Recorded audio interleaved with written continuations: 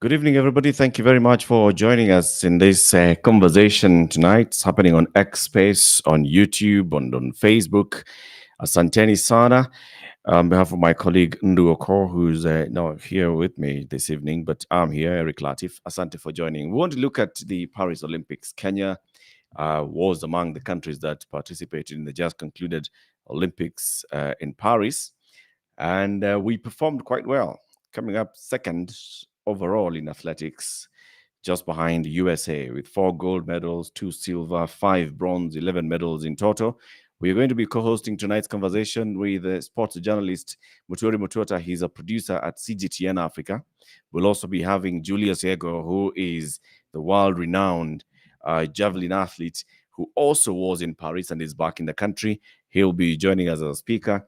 We'll also have the Barnabas Korir, who was the deputy chef de mission of Team Kenya. He will be joining us. What we want to look at is how was his performance? If we compare to the previous performances in the previous Olympics, how did we perform this time? Were we okay? Did we do all right? Did we do worse? Of course, there are very many disappointments here and there on what happened. So let me just bring in Mutwiri Mutuota, my co-host. Mutwiri, hello, good evening. Good evening, Eric. Thank you so much for hosting this space and for giving me a chance to co-host this discussion, whose time has come, knowing that the Summer Games finished yesterday or last night with a spectacular closing ceremony.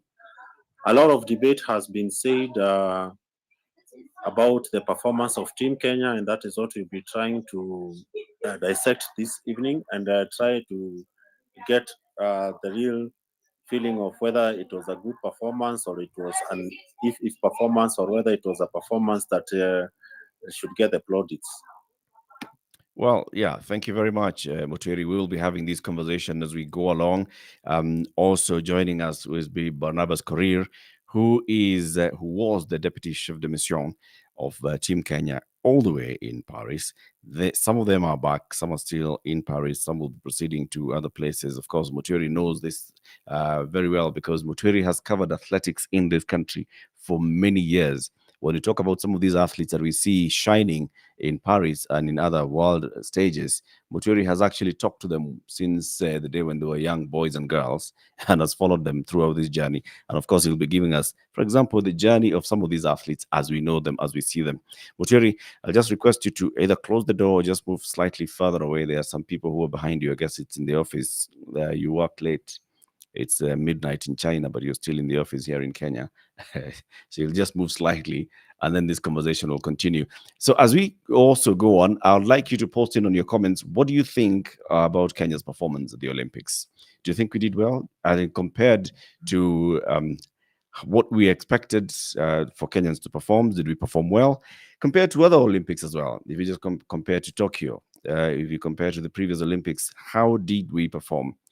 Gold medalists, Beatrice Chebet got a gold in the 5,000 race and the 10,000 race. Faith Kipyegon, 1,500 meter race, and she broke the Olympic record. Emmanuel Onyonyi in the 800-meter race, and we saw how tight that was. Silver, Faith again got the 5,000 meters silver medal. Ronald Kwemboy got the 5,000 meters men as well as silver.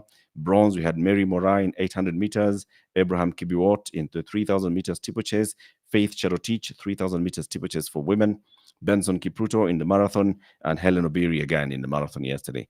She was right there until the very last moment when you saw her just drop back, and we just saw the gold moving, becoming silver, and eventually became a bronze medal. She's bringing home a bronze, but some of these athletes have actually performed very well. Not only on this stage, but in the previous stages. And part of the conversations that we've been having, remember when Eliud Kipchoge did that wonderful feat of doing the sub 2 hours. We are among the people who championed that we should recognize Eliud Kipchoge. And we were very happy when we saw President Uhuru Kenyatta then announced that Eliud Kipchoge would get an EGH, which is a very, very senior civilian honor in the country. And I think it should be the same thing that we start saying about Faith Kipyegon. What she's done, breaking the world records, breaking the Olympic record, winning the Olympic back-to-back for 3 Olympics in a row, in the same race. I mean, this is something that she has achieved, and it's a tremendous achievement. And there's absolutely no reason why Faith Kipyegon should not be ending with Faith Kipyegon EGH, or Helen Obiri, and the way she has performed previously. Why not Helen Obiri EGH? One of the speakers that we have tonight is Julius Ego Yego OGW, order order of the Grand Warrior, and it's a good recognition that Julius Yego has received. He has previously been team captain for Kenya, going to these international events. This time we saw how he performed. It was very unfortunate that in the last throws it was not to be, but he's here with us and he'll be joining. Julius, I've sent you an invitation to be a speaker, so please accept our invitation to be a speaker so that you'll be able to join us and speak, so we can continue this conversation. So Mutwiri, back to you. Hoping that you have moved slightly away from your crowd. Yeah, I hope that now it's a bit better. It is better. Yes. We are Yes. still trying to wrap up the coverage of the Olympics. What was an awesome Olympics, and we can say that when you look at the performance of this Paris 2024, as far as Kenya is concerned, there are a few things we need maybe to get out across there. First of all, this was the best performance for Team Kenya in an Olympics finals held at Europe. In a team final held in Europe, because we brought 4 gold medals, which is double the number of the amount of gold medals you have ever received in Europe. There is this thing about Kenyans and performing in Europe. The weather never actually favors them as well as when they are competing in Asia, for example. People like Yago would shed a bit more light to that. But traditionally, when you look from the first time Kenya participated in the Olympics at Tokyo 1964, we've never won more than 2 gold medals. When Ace Disney is in Europe, we can start with Munich. You can go all the way to London. You can go all the way to Barcelona, which was more the temperate side of Europe, but also the gold medal return was not more than what they have achieved here in Paris. The other notable performance is we had the first 5-time Olympians, that is in the shape of Eliud Kipchoge and followed closely by Julius Ego, people who have done not just 1 Olympics, but up to 4 Olympics. And it is quite an awesome story. When you look at the Olympic Games, you always focus on the medals and what people are actually bringing in terms of silverware. But when you look at it, the Olympic spirit is all about participation, not exactly winning. So to see someone like Julius Yego reaching to the final of the Olympics on 3 occasions, when he won silver when he won silver in 2016, then he didn't make the final in Tokyo. He returned back to get to the final and finished in 5th position. That is the top 5 in the world. It's quite remarkable. Eliud did not manage to finish the marathon, but he managed to be there for 5 Olympics. The first time he was at the Olympics was in Athens 2004. When you consider that is 20 years ago. He had started running for Kenya from 2001, 3 years prior, as a teenager. So you can see the longevity of these athletes. The other remarkable thing is that for the first time, Kenya managed to mint a double Olympic medalist at the same Olympics. This is Beatrice Chebet, the winner of 5,000 meters and 10,000. No, a gold in 1500 and bronze in steeplechase way back in 68. But no Kenyan has ever won 2 gold medals at the same Olympics before Paris. The other thing is Paris will be remembered for having the first Kenyan ever to win the same event 3 times. That is in the shape of Faith Chemgetich Kipyegon. She managed to win gold in Rio, Tokyo in the same gold in women's 1500 meters in an Olympic record. Then she comes back and breaks her own Olympic record in the 1500 meters at the age of 30. This is absolutely phenomenal. And it was also her 4th Olympics. Remember, she was brought in the team way before she even came.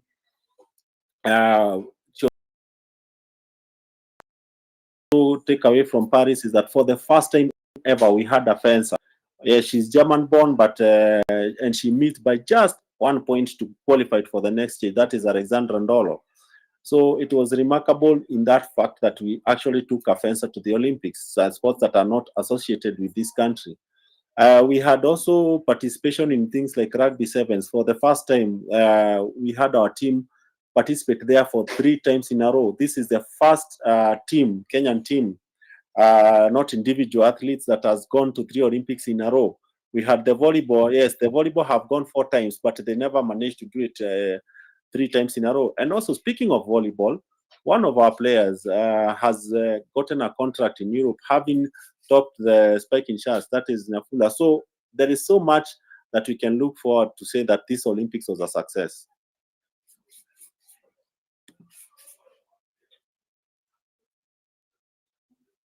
For that. Thank you, Mojeri, for that, for just giving us that recap. And there are so many positive things that you've mentioned that sometimes we just look at, the fact that maybe Eliud Kipchoge did not finish, maybe Eliud Kipchoge did not win, maybe we did not get to defend our marathon titles, maybe this and the other, but we forget about all the have happened during this time. One of the people who I'm seeing joining us in this conversation is Sasha Mutai. I don't know whether you'd like to speak, Sasha. Sasha is the chairman of the Kenya Rugby Union.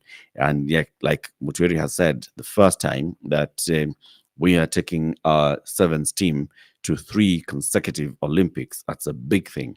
Julius, I've sent you a request to be a speaker. Please check so that you can accept to be a speaker, or you can request to be a speaker, and then I'll add you to be a speaker so that we can hear from you. Julius Yego, our star Olympian, is with us here tonight.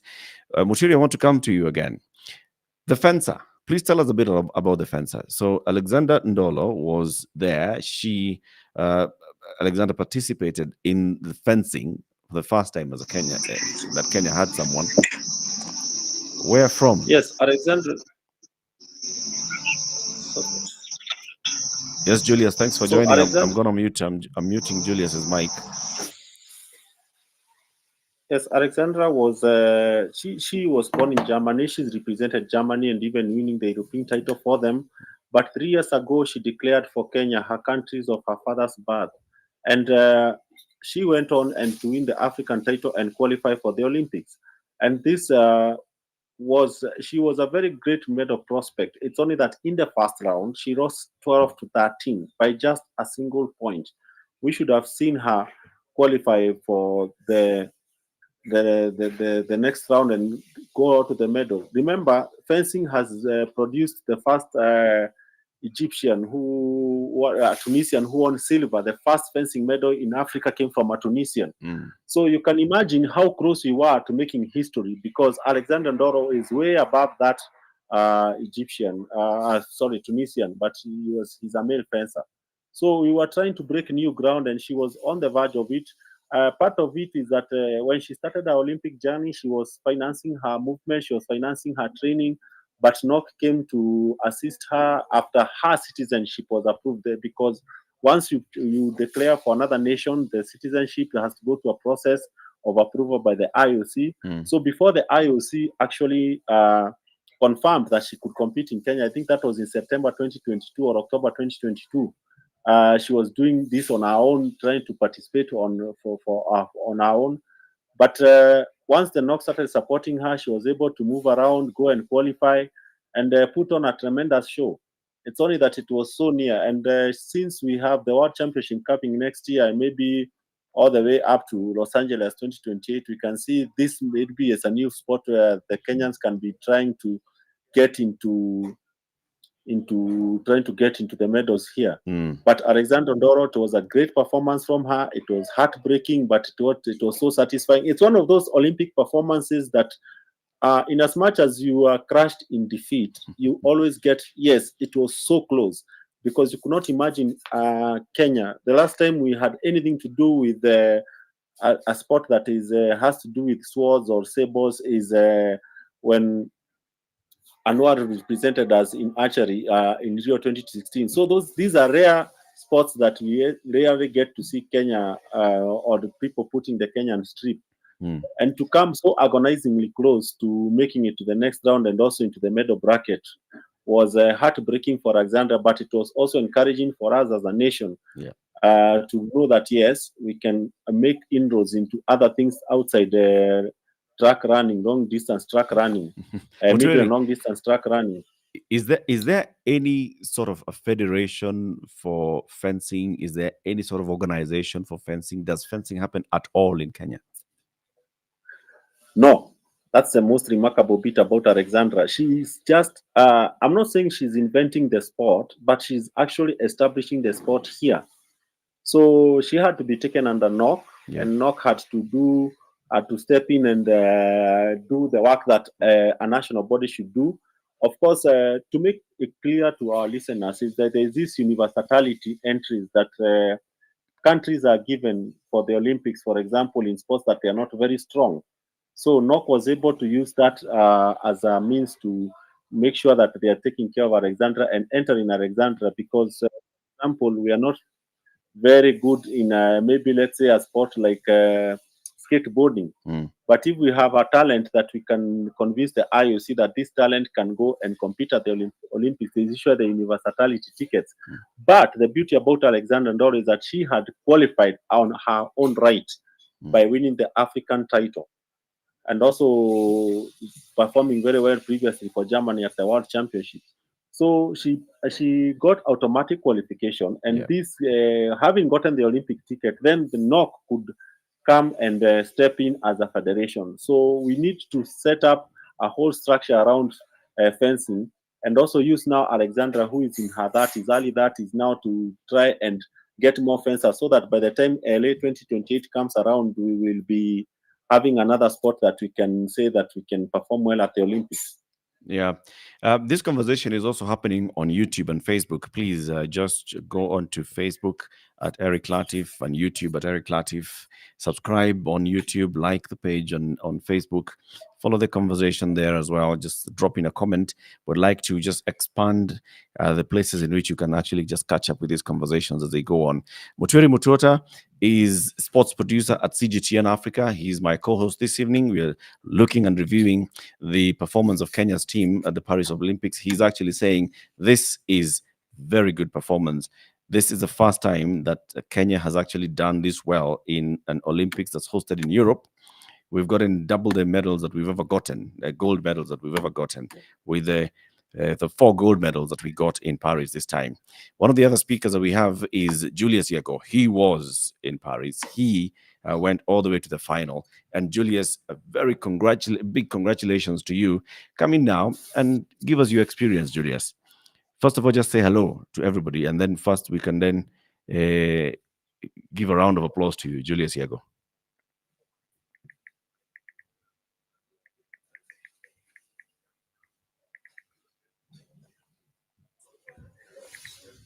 I know Mutweri is clapping on the other side. You can hear him. Thank you very much, Julius. Well done. Just keep your mic on, Julius, so you can speak. So you were there at the Olympics. You went all the way to the final. Give us your feeling and your experience. Thank you, Eric. I appreciate your message of support, and yes, Olympics is always a championship where any athlete, would dream to be part of it, to be an Olympian. That's last minute of the closing of the window for qualifiers for the Olympics. But then, of course, I thank God because I really tried to to be in Paris and to have a fourth appearance at the Olympics. That was my dream, of course. And then I will say maybe disappointed not to get a medal, despite the fact that I did so well in the finals and of course in the in the qualifiers. But then I think it was the best Olympics. Maybe it didn't go the way we wanted as Kenyans. To expect. We expected to have a lot of gold medals, the silvers and the bronze, but we have to accept that everything has changed. It's no longer about just running.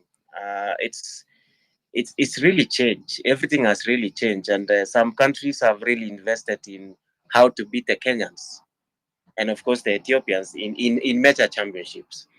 Because if you look back closely to the Diamond League, the Kenyans, we were doing so well in the Diamond League, but when we go back to a championship like the Olympics, we are a little bit struggle. But if you see the performance of Team Kenya, individual athletes, they really put up their best, show up their best. if you see the results, you will see a season base, or for people who doesn't understand, SB means a season base, and then PB, which is person the best. Of course, there is the 400 adults ladies with the world record. Of course, that's a special one. But then if you when you see the results of the other athletes, it's not spread, among the 8 athletes. But for us and the 400 men, I think it was, to me, it was the events of the championship. We didn't get the gold medals in the marathons as we expected. Me too, I expected maybe we will get at least one if it was the worst, but it didn't happen. I know there are some many people maybe saying maybe Kenya did not do well. As Mutwiri had said, Europe has not been a good place for championship for Kenya, but I'm happy that we got at least 4 gold medals, and I think one of the best results in any European soil.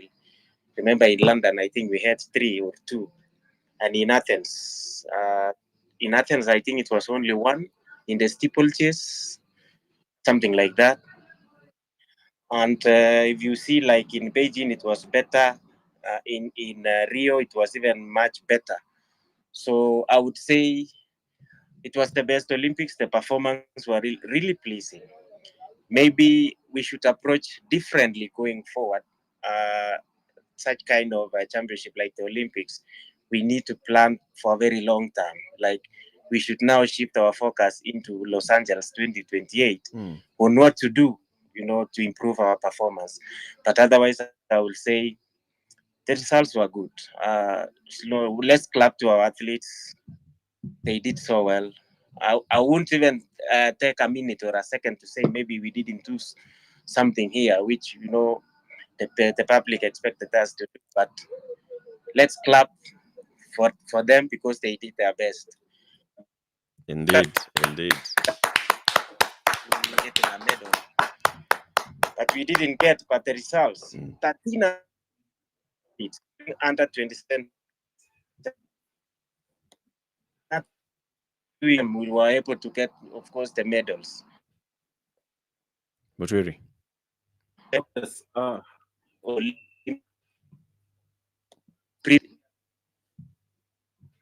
We need to change. The approach has to change. Otherwise, I will say, I will clap for my fellow athletes. We did so well. yes, I consign to that.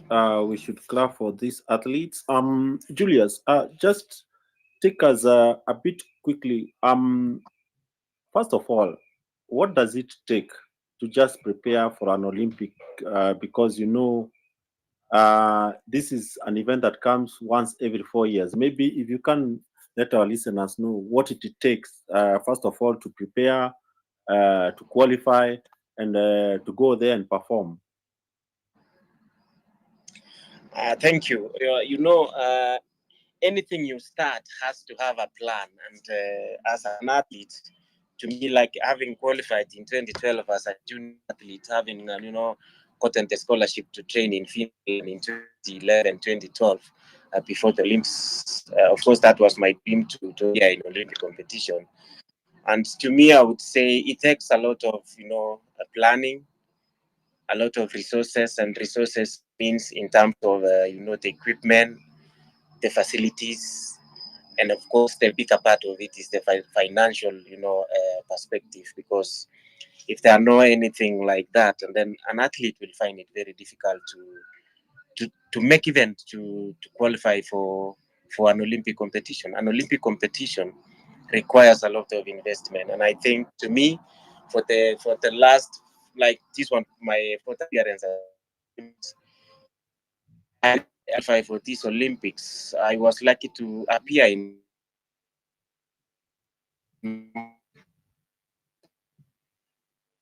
Julius, we are losing you a bit. criteria that the world athletics is brought in, and considering that we've been doing past in the javelin, and the reason being is this, because of what I've said, the facilities, financial support, and the equipment, and especially an event where it has to be in a training facility. leave alone the stadium, and be an indoor arena, a small place to train for it requires a lot of resources.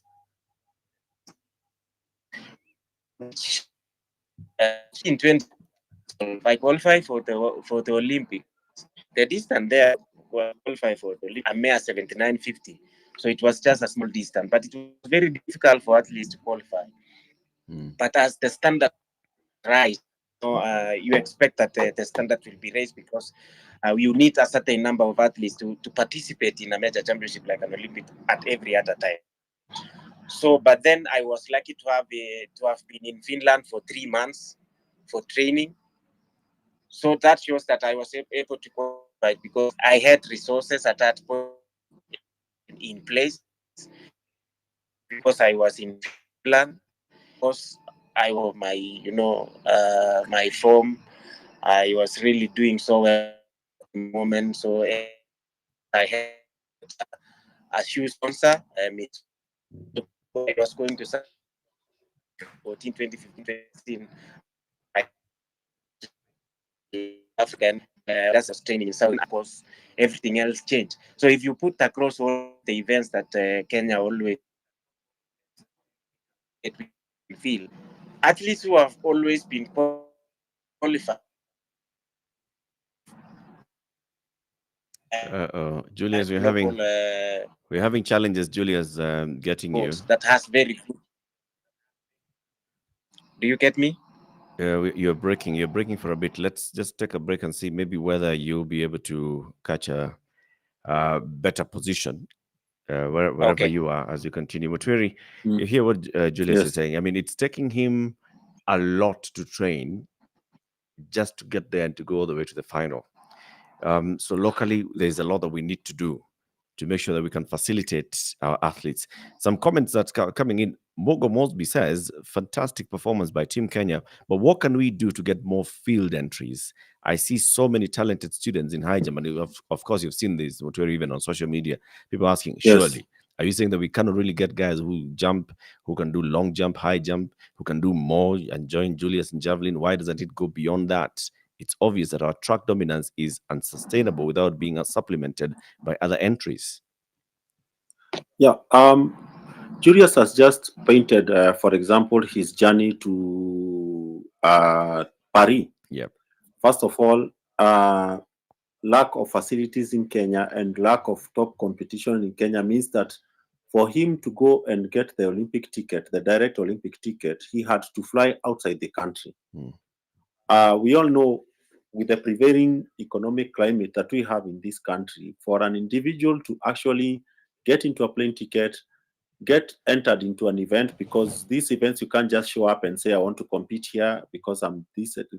You have to get an invite. You also have to have a manager who gets you entered into these events. There has to be the javelin, for example, or high jump or triple jump or any other field event for that matter. And there is the rankings, the world rankings that some of these meet organizers use to invite the field that they want to come in. Remember, global athletics, especially at the elite circuit, it's all about the TV money.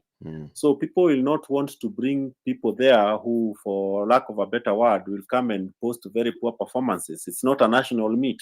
It's a money meet. People have to, these events are competing with so many other sports. They are competing with the Premier Leagues, your La Ligas, your Bundesligas. They are competing with your NFLs, your NBAs, and so many other international sporting bouquets that are there. So for you to get entry into a Diamond League event, you must be at least at the top 20. They say at least between the top 20 in the world list.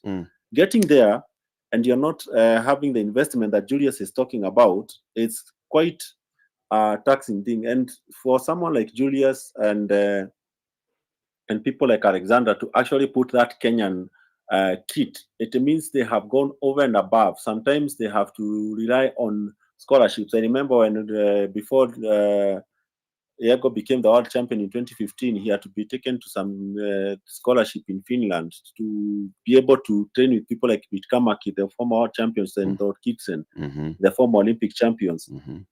We cannot have such things, it was a, for lack of a better word, it was a benevolent case to getting to such an opportunity.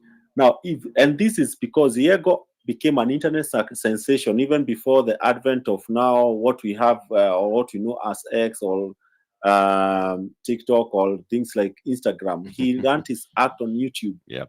I remember the first time I met him. He was a junior athlete in 2008. He had actually qualified, but the team could not have space for him because they were thinking, why are we carrying a field athlete instead of carrying an extra track athlete where you know the medals will be there?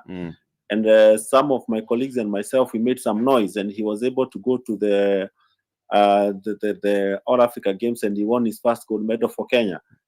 But it was his story saying that he was Zeresny, the world record holder on YouTube, that actually saw him burst into the attention of the world. And people are able to pick on that story, and he got his scholarships. Now, that is an individual, through an individual effort. But as a nation, we don't have a program where we can say that we are going to focus on field events. I've invited Sasha to become one of our speakers, and I hope he takes it up because he is going to tell you, for example, what Shuja had to go through to make the Olympics, because this is a team sport. This is a team that requires the facilities Diego is talking about. You need proper rugby pitches. You need high quality competition. Remember, Shuja had been relegated before the qualifiers for the Olympics came in. They had to do away with the management. They could not afford to pay the coaches who are here, the foreign coaches. And then there was a change of guard at KRU. So many things were happening at the same time. Yet these guys under Wambua Bring, they were able to go and stand South Africa and win the African title. But now here comes the difference. Kenya went in as the African champions. They had outperformed South Africa, but it's South Africa who came with the bronze. Because there's one thing the South Africans have that we don't have. First of all, top quality rugby goes all year round in their country, from whether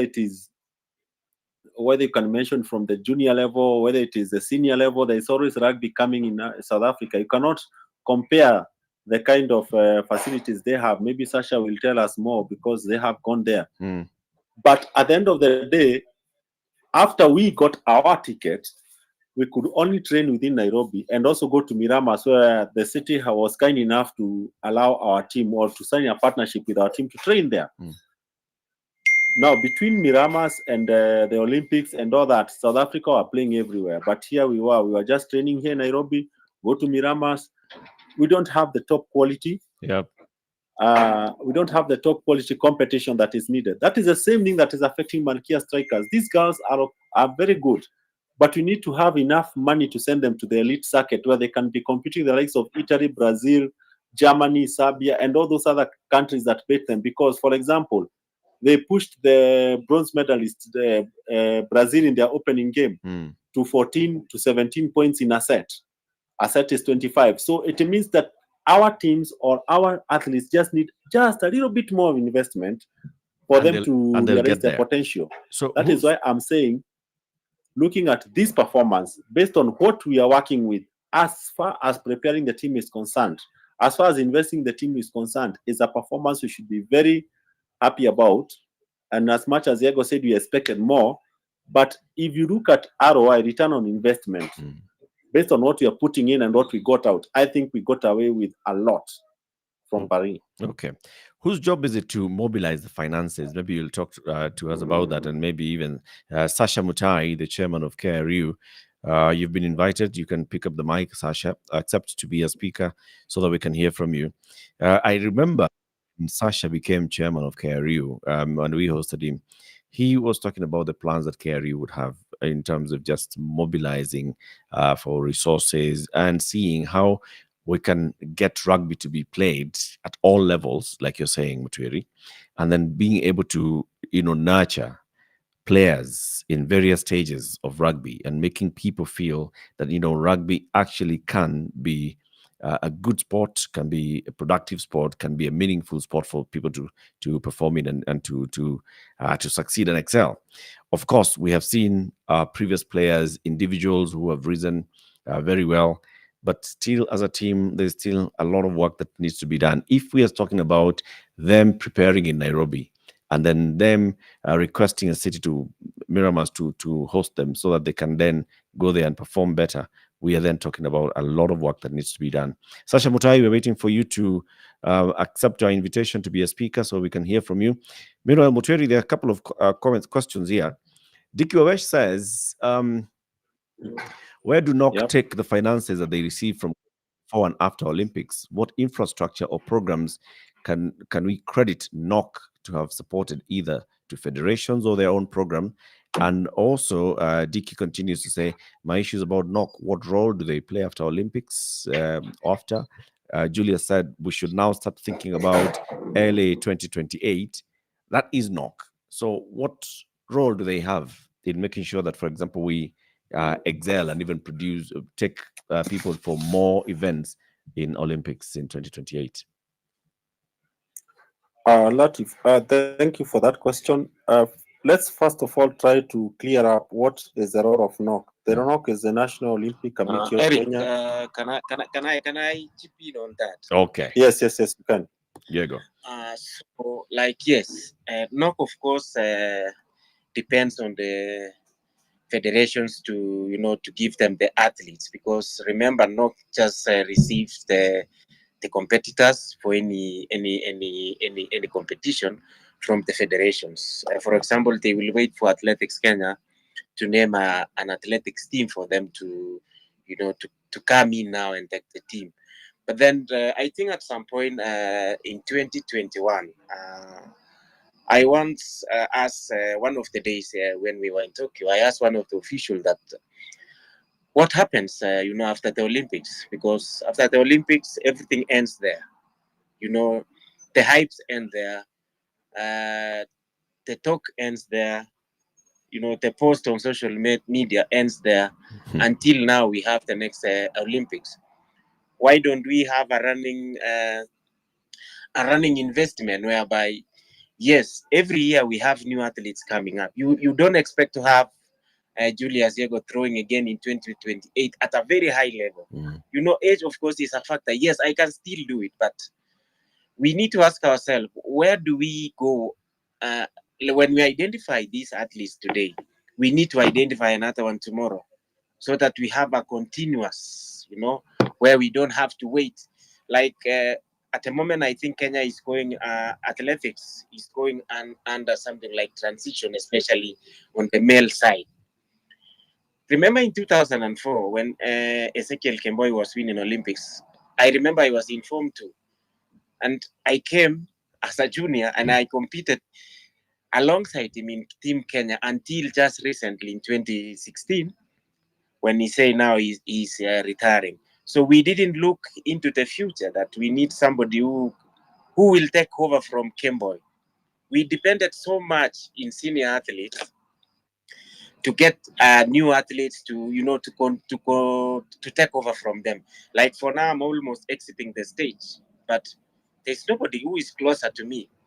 Yes, I've inspired. There's nothing I can do. I can't have all the resources to help the athletes, even in training and all that, to continue training.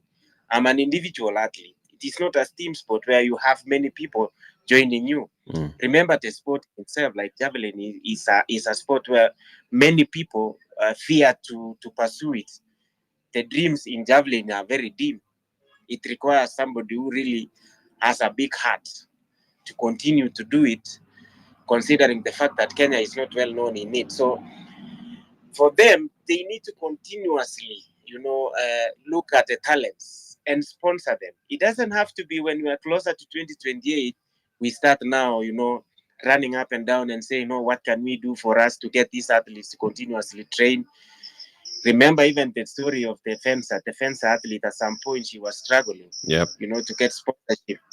Me too, I struggle and I raised the issue, but it became nothing. It became as a non-bother, because I said I'm struggling to meet my targets. I'm struggling to finance my journey to Olympics. And people didn't take it seriously, because yes, I understand it as an individual. I understand it. People will think maybe no, he hasn't been doing so well lately, so maybe he's done. He's done. He's gone. His time is gone. But then, how many athletes are facing the same situation and we are not getting support to help them. Like now that like NOC has to be continuously doing the support, not just a year before a major championship like an Olympics is the time we see them. Yes, that is a very valid question someone has asked. Thank you very NOC much. appears to be seen or to be there when we are added to an Olympic championship, but after that we don't see them. Yes, we need to ask even ourselves, where do the money they receive from these people go? It can be you receive 20 million from a corporate. It is not only one corporate. We have Tasca, we have Safaricom. They give a lot of resources. Do we really account for them as well? We need to be so serious into investment of sports, because that is an area whereby I think Kenya has not really invested in it. We've had corporates coming up and supporting the same event. We should even ask the same corporates about, did you follow up on your sponsorship and you saw that whatever you gave out really went to the direction where you signed the agreement with NOC? Was everything utilized in the same way that you signed the agreement? Or we just say, okay, we received 20 million from Safaricom, that's it ends there? Do even the same corporate come back and say, okay, we gave you this money, show us how the money was used? And that is a very valid question from whoever has that. I've been thinking about the same thing as well, like, or do we have just to give out the sponsorship and we just forget it from there? Thank you, Julius. And that's a valid way of responding to this. Let's hear from a chair of one of the federations, the Kenya Rugby Union, Sasha Mutai. You have the mic, Sasha. Well, thank you very much. So first of all, I'll thank you for inviting me to this forum. I'm still in Paris. This, to me, was a first Olympics. I've been in Kenya Rugby Union before, but never been to an Olympics. Our team did very well. So we played against Argentina, who are the World Series winners this season, and they had won it even before the last tournament in Spain. So they were top of the world. We were playing against these big teams brought in the players, international players from 15s, like France brought in Antoine Dupont, and they eventually won the gold. You look at even Australia, who we played, and we were very competitive. Australia's ex-captain in 15s, Michael Hooper, did not even make this team. He left 15s rugby and he wanted to play in Australia for the Australian Sevens team in the Olympics, and he didn't even make it. We were playing the best in the world. So for us to finish ninth, we won 2 games. We were very competitive, and this was a young team that we only named last year in August. So it was not even a year, with a new bench, technical bench, and new players, young players. So the good thing is a lot of these players, if they continue playing the way they are, will be there in the next Olympics. We'll have a few players retiring. But the one thing that we lack in Kenya is that forward planning. We cannot plan for Olympics a year to wait. Actually, we should be planning for the Olympics in 12 years. So basically 3 cycles. But now we're identifying players, young players, and this is what we're doing now in Kenya Rugby, getting kids to play rugby at 6, 7, 8 years old. And in 3 Olympics, this will be the gold medal winners. Preparing for 1 cycle is not enough, because you're playing against the best in the world who are putting in serious investments. Look at a country like China and the women. China women won the Challenger Series and got promoted into the World 7 Series. And they also got into the Olympics. They beat us in the final in the repechage in Monaco. But who did they bring in? They brought in the former New Zealand head coach, Sir Gordon Tiggins, and one of his players who is now the coach, Rocky Khan. So they're investing. And I talked to Sir Gordon Tiggins in Spain, and he said, the Chinese are very serious about the women's rugby. And it was not even because of the World 7 Series, which in Kenya we're, I think, quite obsessed with, but it's for Olympic, because the Chinese put a lot of investment into Olympics. There's country pride and everything. So they brought in New Zealanders, who are the best in the world in rugby. Well, maybe the South Africans are now, but that's what they're investing in, a sport that has never been played before. So we need to look forward and invest. Kenya Rugby Union does not have facilities to talk about. We don't even have a lease at RFA. People know that's the home of rugby, but that does not belong to Kenya Rugby Union. And that is what we're trying to get so that we can improve and develop the facility. We had a deal with St. Andrew's Tourist School, so that is where we were training. And then, of course, in Nairobi, we were training at Hillcrest School because we could not train at RFUA. The ground is bad. So you cannot have high performance playing and tackling. It's a contact sport. There are no bathrooms there. So we had to do partnerships with private schools, and we are paying for them. It's not free, but Hillcrest, which is a local arrangement here, are our partners. So we were training at Hillcrest School. So Hillcrest School has better facilities than the national federation. And that goes for every sports federation in Kenya. So it's high time now that, and we've asked the government, we need our land, our title deed, so that we can have ownership of land and develop it. We don't want the government to develop it for us. We have the wherewithal to actually develop that land. But if you look at the facilities out there, even the US, high schools have better facilities than national federations here in Kenya. And yet we are performing at an amazing level. Let me tell you, it's like miracles, but because we have the talent, and then we also have the know-how. Bling, I gave Kevin Wambua a ticket to New Zealand to do his coaching courses in 2018. I gave him a return ticket, and I told him that time, this is your club has asked for this, so I gave it to him. And told him, whatever knowledge you get there is not for your own club, it's for Kenya. And look at what he has done. He's taken Kenya back to the top. So we have the local people who, if we give them the training, the coaching, we also have managed to secure a scholarship for Andrew Amonde to do a sports science degree. And this is going to be funded by World Rugby. So we have good partnerships out there that we're working with. We'd also like to thank our sponsors who've been with us. And of course, SportPesa and other new sponsors who are coming in. And I think the future is very bright, but it requires investment, a lot of investment. Even what Diego has been doing is a miracle. And I want to thank him for putting Kenya again back on the map. I was watching this in Paris as well, his performances. Our athletes are amazing, all the talent and the work hard.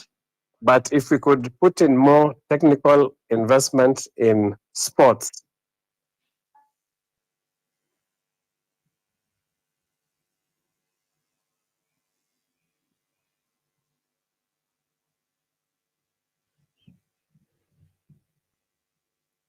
Have we lost Sasha?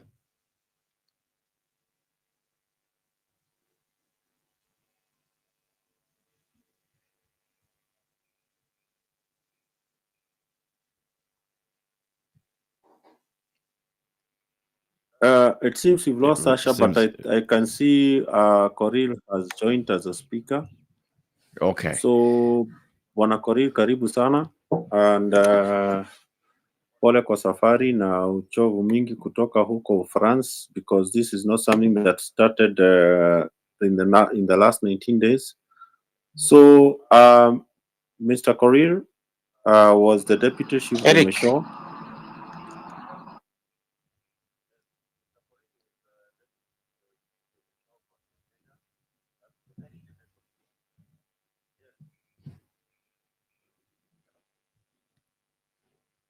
Is he there?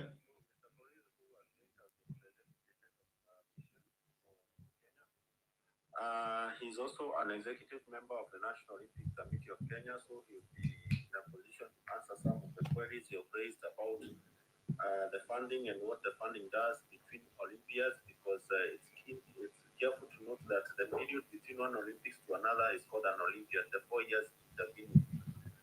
So you are concluded that in that Olympiad, you're going to the 34th you're going to the 34th Olympiad again in Los Angeles. So I think he's dropped off again, but he has joined us. So he's in a better position to explain to us about the funding. Sasha, we had lost you. If you can hear us, you can continue, please. Yes, yeah, there was a bug. I had to clear the cache. Yes, what I was saying is also for the sponsorship monies, us in Kenya Rugby are telling our sponsors, you will have full sight of how the money is being used. Because yes, we had problems in Kenya Rugby Union before. And that is what we are trying to see in that, they are having connection issues, but one of the issues that we have, Diego has raised is the value of the sport, especially required. But the best of my understanding is that, as he pointed out, the National Olympics Committee is an aggregator. It's like when you do content aggregation, where all the federations that are within the Olympics movement, like for the example, there were 32 sports in the Olympics that just concluded, minus the International Boxing Association that had issues with the IOC. The rest of them are world bodies like FIVB, FIFA, World Athletics. Then those bodies have their local affiliates like Athletics Kenya and so on, the Judo Federation and all those people. So those are the people who actually take care of these athletes and prepare them for the Olympics. NOC is supposed to come in and make sure that they have more sustainable systems and investment, and also the government is the biggest investor in sport. So while it is okay to point fingers at NOC or maybe Athletics Kenya and all that, like Sacha pointed out, it is the government's responsibility as the largest investor in sports anywhere in the world. For example, the French government invested the most in the Olympics. When you come to commercial, somebody talked about commercial endorsements and also commercial sponsorships. This can are usually a drop of the ocean. And the reality of the matter from the years I've covered sport is I've realized that these sponsorships that are loudly announced 5 million, 10 million, 20 million, 100 million, sometimes going up to 250 million when SportPesa was coming in some few years back. This money actually very little of it gets to the federations or also to the athletes' pockets, and this is the reason why. This sponsorship is usually an inclusive figure of what the company will also get in terms of promotion, branding, events, merchandising, and so on and so forth. I'll give you, for example, if you get Tusker giving you, or any other company giving you, let's say 10 million, 3 million will be going to the promotion of that partnership in the Are we media. still there, really? Yes. Yep, We are Julius, here. we're I here. can hear you, Julius. If you can hear us, please just do a thumbs up. We So see. part of this sponsorship money goes to costs that are related to the company and its promotional push of its brand, as opposed to going to the federation. You'll also hear that there is the reward scheme, that these things come also from that sponsorship money. So whenever you hear a company saying, let's say we give 100 million or 50 million or 10 million, you might find that at the end of the day, what goes to this federation and the sports and even the athletes is maybe 20, 25% to 30% of that. And that is what people need to understand. So the largest investor in any sport, in any country, is the government. For example, Sasha has said on this space that if you get the the title to the land, they can develop it. They can turn it into something that will give the proper facilities. So I think it's the government that is the challenge is for them to now put their mouth where the money is, rather than every time. For example, you'll see that you'll give gold medalists 5 million for each gold medal, which is a nice gesture. It's good to motivate these athletes, but it doesn't go far enough in turning Kenya into an excellence in terms of sporting, as a sporting nation in different sports, other than athletics, distance running, where we have the traditional, or maybe we have things that occur naturally to us, like the terrain, the high altitude, and things like that, Lati. Okay, so Barnabas career is on. We're trying to add him on into a speaker. Hopefully, shortly, Barnabas career will be able to come on. My production team has a couple of clips just to remind us of the good moments that we had in Paris. Juma, if you can just play one of those where we were winning, maybe the gold medalists, Bitrebet or Faith Kipiegon, as this is happening in the background. Just stay here because we are getting Barnabas Koril onto becoming a speaker onto the panel. Sasha Mutai is still here. Sasha Mutai is the chairman of the Kenya Rugby Union. Barnabas. We're saying let us work together as a partnership. But what we are doing is definitely punching above our weight. If you look at what the other countries have and us, what we have a lot is talent. That's one thing we have more than them. Look at our country, 55 million. Now we have teams in Western Kenya playing really good rugby. We have a team from Eastern Kenya, which is who are the 15th champions in high school. You know, yes, All Saints School from Embu, they're the champions. So rugby has grown in this country. If you look at the countries like New Zealand, they only have 5 million people. Fiji, I think a million or something.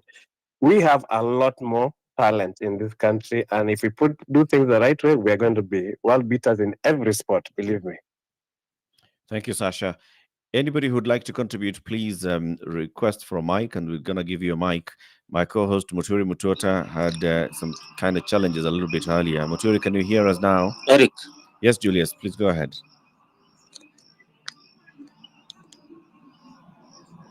Julius? Yes. Okay. I think I lost some bit of it. After Sasha was speaking, and I wanted to say that look at France. France won the Olympic sevens, and the reason why they won it is because they invested in it. There's nothing magic, in sports. Sports is all about support and everything. If you look at France, the sevens, they have been really coming up the last 2 years.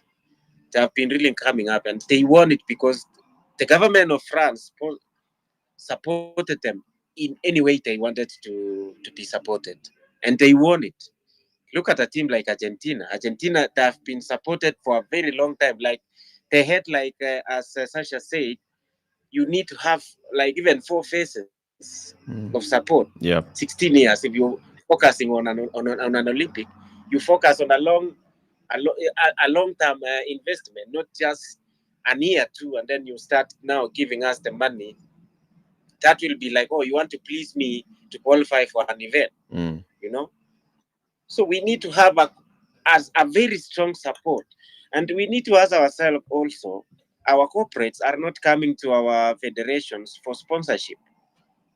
Reason being, if you have, the leadership is questionable with financial handling or corruption, so to say, no one will come and support you, and we need also to look into it. I'm happy that, look at the seven rugby. That is a sport I've been following for a very long time. Apart from me being a sportsman in athletics, I follow seven rugby because I love rugby. Now they are coming up. It took only them 1 year to be back to HHBC series. We should be having like even 10 sponsors, potential sponsors coming up now, and saying we want to sponsor the team. The team is so young. It's very young. How I wish the team will, Sasha is here and he's listening, I'm sure. I hope that team will get a very serious sponsorship for a long term. Do not sign a 3-year contract. Can you guys hear me? Muturi, we can hear you. Hello? Yes. Muturi, we can hear you.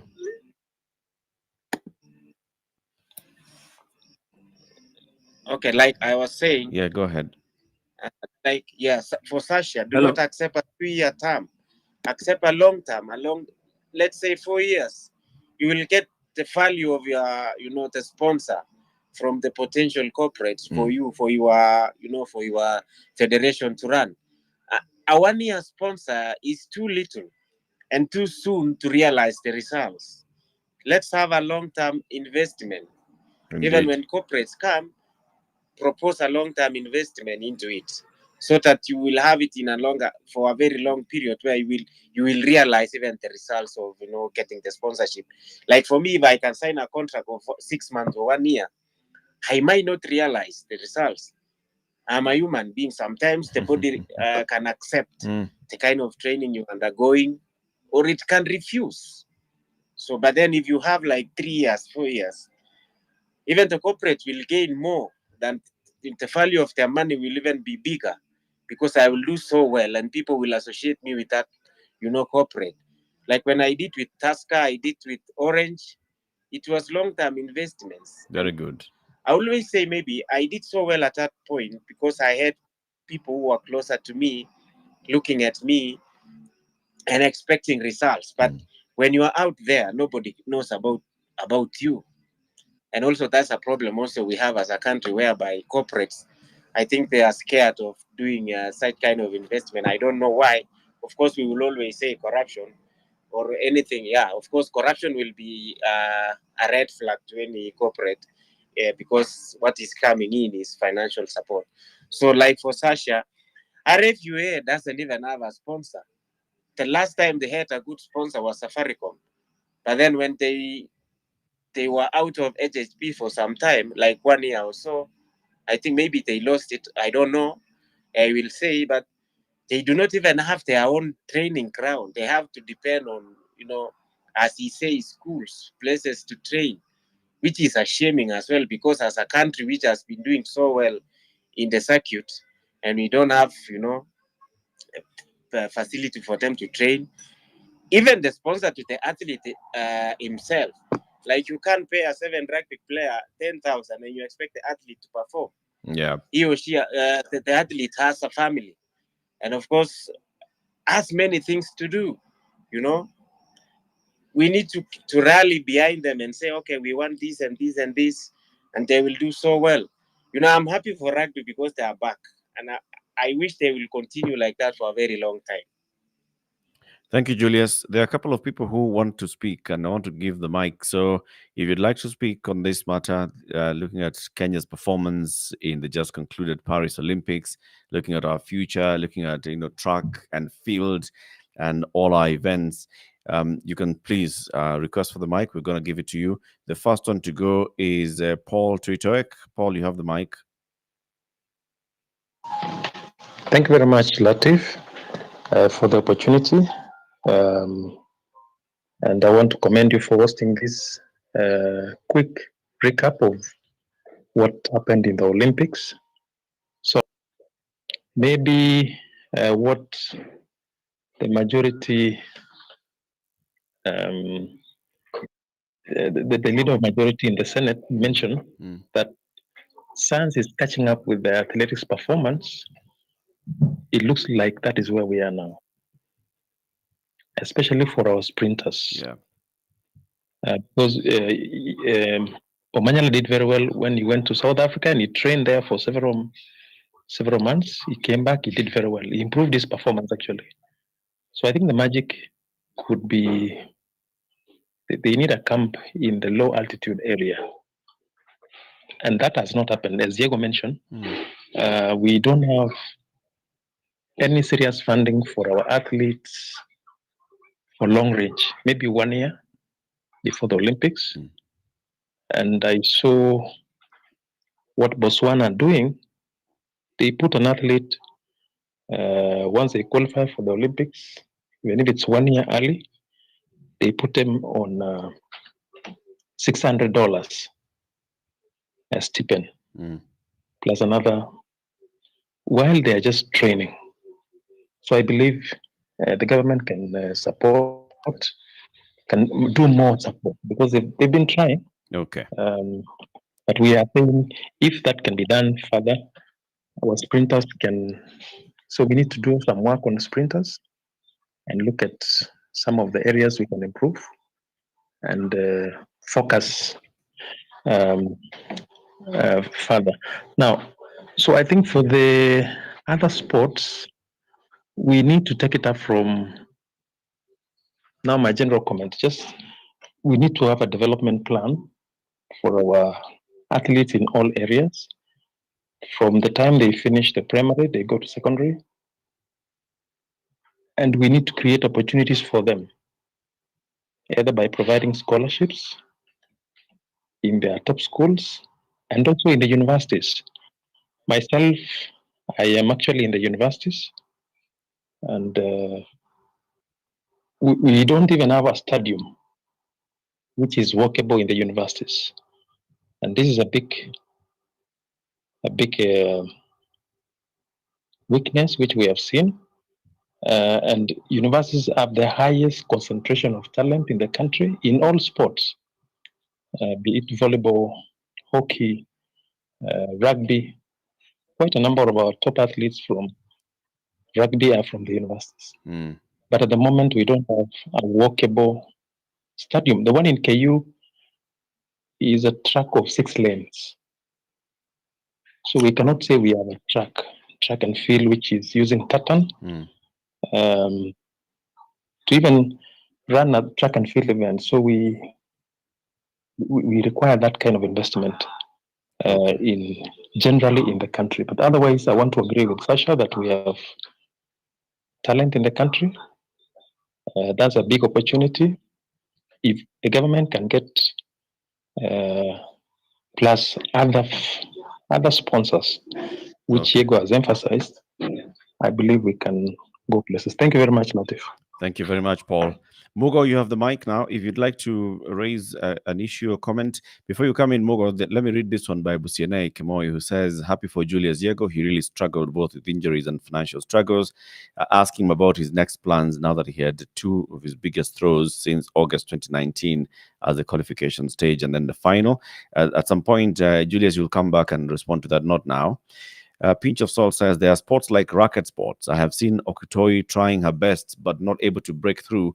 What needs to be done to boost their efforts? That's a good question that's been raised there. Methuselah says most of these developed countries have heavily invested in state-of-the-art training facilities, which help them to develop talent.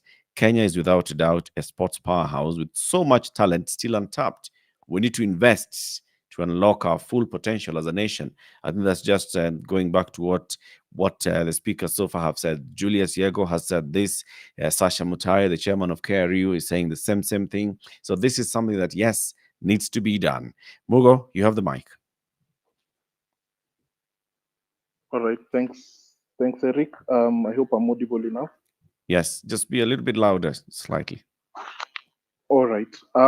Mine is just ask where I think I had asked this question, and it has been alluded to in terms of resources is what is denying us that opportunity to get into field games. But I think since we're in a sort of a vicious cycle, it looks like we are almost depending on talent to drive us, and that's why you see I'll call it the over dependence on athletics, and particularly in the track events.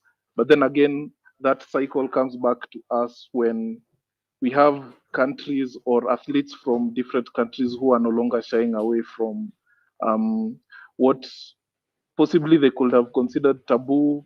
Now, it was a heartbreak for Africa's fastest man, Ferdinand Omanyala. Say Europeans. You look at someone like Inga Britsen. Maybe he did mess up on the 1500, but it looked like he would have gone smoothly the same way he did with the 5K.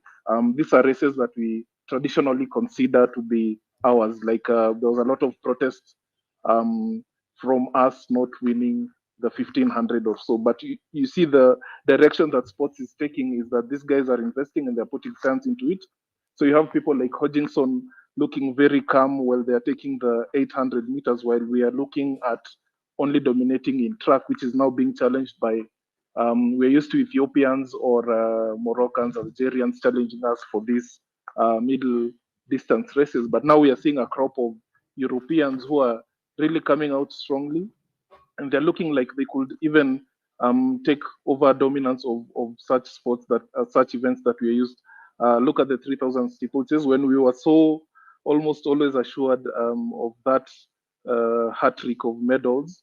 And then that went into the gold, and now we are struggling. I was even wondering what would have happened if Girma wasn't injured during the race. Would we even have gotten anything?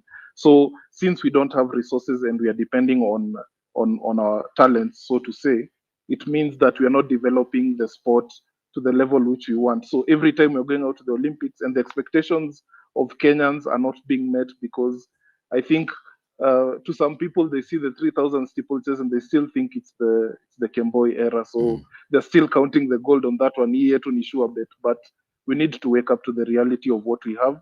And until the citizens partake in that reality, that's the only time that we can push the government to see that, yes, we are losing a stride in some of these events that possibly traditionally we used to dominate, but now the way sports is going, it looks like we'll have to do more than just rely on individual brilliance. Again, you want to think what would have happened if Faith and Beatrice were not or at their A game and got us those 3 medals in terms of the gold. So really, I think we need, and that's why I was advocating for a shift in field, not really a shift, but also to give us more numbers, because we have all been in high school where we've seen guys doing very long jumps and even triple jumps that go beyond, like the 7 or so meters. But where do these talents go after high school? So I think we also need to be awake as Kenyans to the reality that this dominance on track is not something that is guaranteed for us. It's something that is now becoming more scientific. It's something that's becoming like an ROI for those who are daring to invest in it. So as fans, we must also be awake to these realities. Thank you. Thank you very much, Mogo.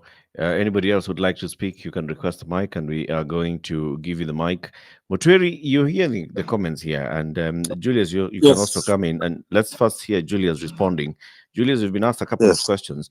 But at the same time, you said it even yourself, Julius, that, yeah, we need to look our prowess in some of these track events. People have actually studied how to beat Kenya and they're doing it. So we need to diversify ourselves. What do we need to do to get there? But start with your own personal journey. What then? What next for you? Thank you, Latif. I saw that question about what next, and I will say that, of course, yes, that's the question I've even asked myself. What happens when I exit the stage?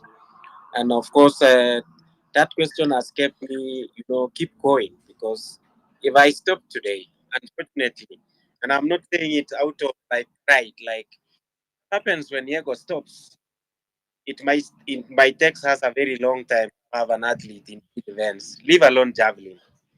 Because of course, yes, we know nowadays if you say you name a Kenyan team, everybody expects Diego to be in that team. But then what happens? So we lost it. And for him, I'll still be there. That after these Olympics, I thought to myself, after undergoing the struggle I went through, because it was really difficult. And Mutwiri, I think, is here. He will even bear witness. And when you struggle at some point to hit the highs, it becomes difficult as a sportsman, to keep going. To me, I told myself after this Olympic, maybe I will think of take some time, out of the sport, just watch it, enjoy it, and see what people will do, know other people to do it. Because sometimes when you are not doing well, you will receive a lot of beatings. People saying maybe he's done, he can no longer perform at at the highest level. To me, at some point, I raised the issue and I said, I've been to 3 Olympics, and I don't want just to go to Olympics as a passenger. I wanted to go to Olympics and be competitive. I was clapping to myself when I qualified at to the finals, because I knew what I said has really come to be true. I wanted to be competitive, not just going there as an Olympian. I've been an Olympian. I will be forever be an Olympian. 2016, there is nothing I can do about it. I wanted to improve. Having now come through a very difficult path, I wanted to make a difference, just to be competitive. And then I was competitive. I was competitive. I didn't get a medal, but I'm so happy of what I did. I was even surprised to myself. I did well. So to what Kemboy asked, we have very many talents in the country, but for them to reach a high level is a problem. And it always bothers me, because we don't have the infrastructure for them to develop. If we had the infrastructure, they can develop. Without the infrastructure, you can't do it. You can't do anything. It is not magic. Athletics is something. It's not magic. You have to do it. You have to show yourself that you can do it. It's not like in athletics. It's not a team sport. It's not like a relay, whereby you might even depend on one athlete who is so good to help you. Like my event is an individual event. If I'm not able to throw 50, I can't throw 50. Yep. So that means my level is down. Again, it comes into coaching. I think we should look at it. Sometimes maybe we're blaming too much on the resources, but then the little you have can be enough for you to succeed in life. Because I remember when I started it, I didn't have a coach, but I reached somewhere and I became somebody. And I realized, okay, you need more resources for you to continue, prospering. We need to look into our coaching. We need to ask our federation. So, do our coaches really, work up to their standards? Because coaching is a calling. It's like teaching. You can't just wake up today and say, I want to go and teach. Like for me, yes, I understand many things about javelin. I can coach, but it's not something which is in my heart that I want to coach these athletes to be somewhere else. For me, I would rather be in somewhere I can say I want to help the sport to develop, not to coach an athlete. It's two different things. So it comes into coaching. Our coaches has to be dynamic. I think we still have our coaches. I don't want to use a very tough word, but they need to be very dynamic to go with the current situation, the current trend. The global is changing. It changes every day. What I was doing in 2015, I can apply now. Like for javelin, it's a technical event. The basics doesn't change, but there's some things I can't do. I was doing in 2015. I have to change it, according to the things are going, the way things are going. We need to be very dynamic. And also we need to tell our coaches, being scientific doesn't mean an athlete using some drugs to gain, over the other. Being scientific means you have to, the current trend now means we need to be having videos of your athlete running, your athlete training, your athlete throwing the javelin, your athlete doing the high jump, doing the pole vault. You need to have side things, and then you analyze now. You see there's a problem here. We need to rectify this one. For example, like for javelin, I always take my own videos and then I will analyze it and say, okay, this is where we went wrong. I need to change this one. You speak like Ferdinand. Yep. Ferdinand has been doing so well. Yep. And that question that Twitter was saying about, like, he's running best times in Kenya, but he's not running best time outside Africa. Maybe, of course, that will go to an individual personality. Like maybe, does he undergo pressure? Does he do well under pressure or with less pressure? That's different. That's something different. I remember when we were in Miramas, I was part of the team that we were in Miramas 3 weeks before the Olympics, and I spoke to him because I was hoping that he will get a medal, and it didn't happen. I spoke to him about, like, do not take it into your brain, because when that thing gets into your brain that, oh, okay, everybody is looking at you and say, okay, Fadi will do it. Just be yourself. Just be normal. Take everything low key. Do not even see what someone is posting. Like, okay, we know this one will do well. Just be yourself. Just be normal. Take everything low key. Do not even see what someone is posting. Like, okay, we know this one will do well. Just be yourself. Just be normal. Take everything low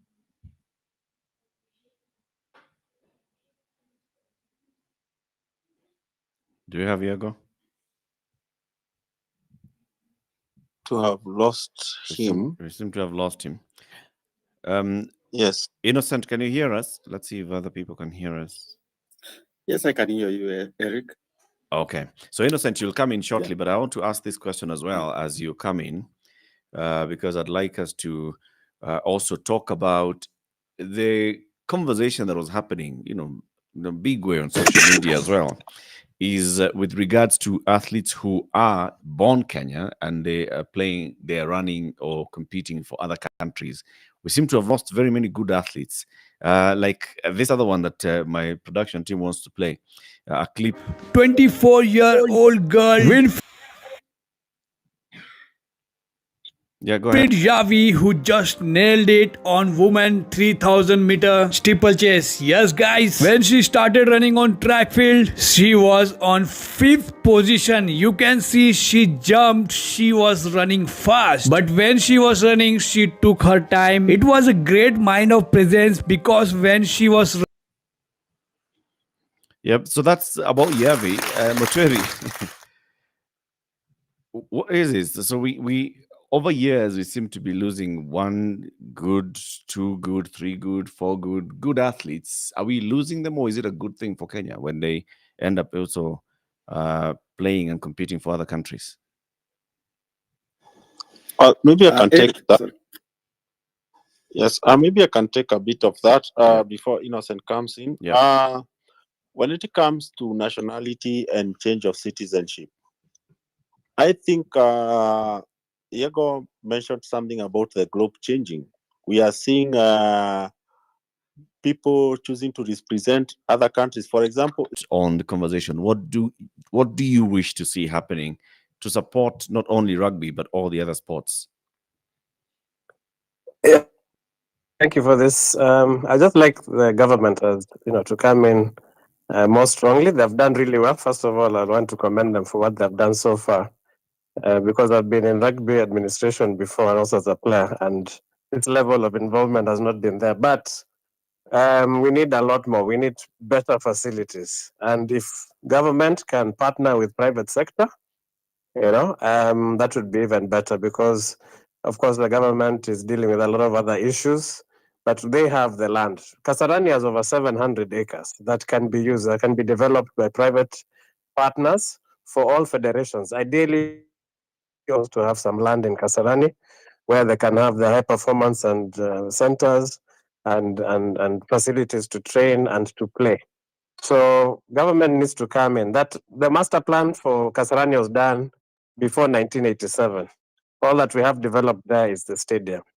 And many years ago, close to 30 years ago, we need government to come in strongly and now to partner with private sector so we can develop our facilities around the country. And not to do it in the last year. As I said, Olympics, other countries are looking at 3 cycles ahead. They're looking at kids who are 6, 7 years old now.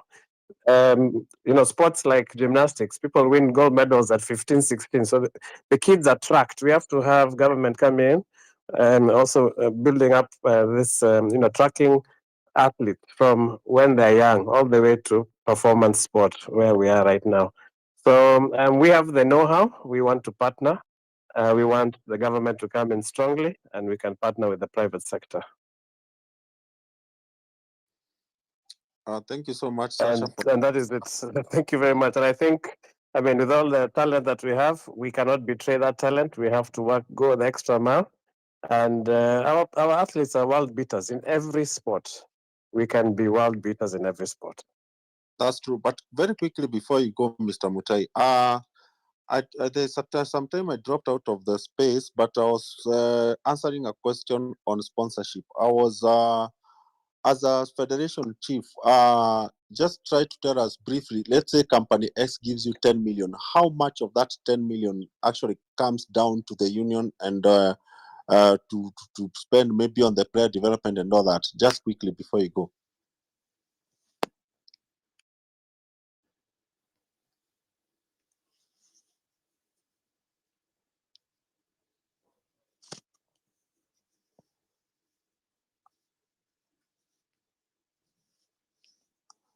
Hello? Hello? He's trying to connect. I think he's having challenges. Okay.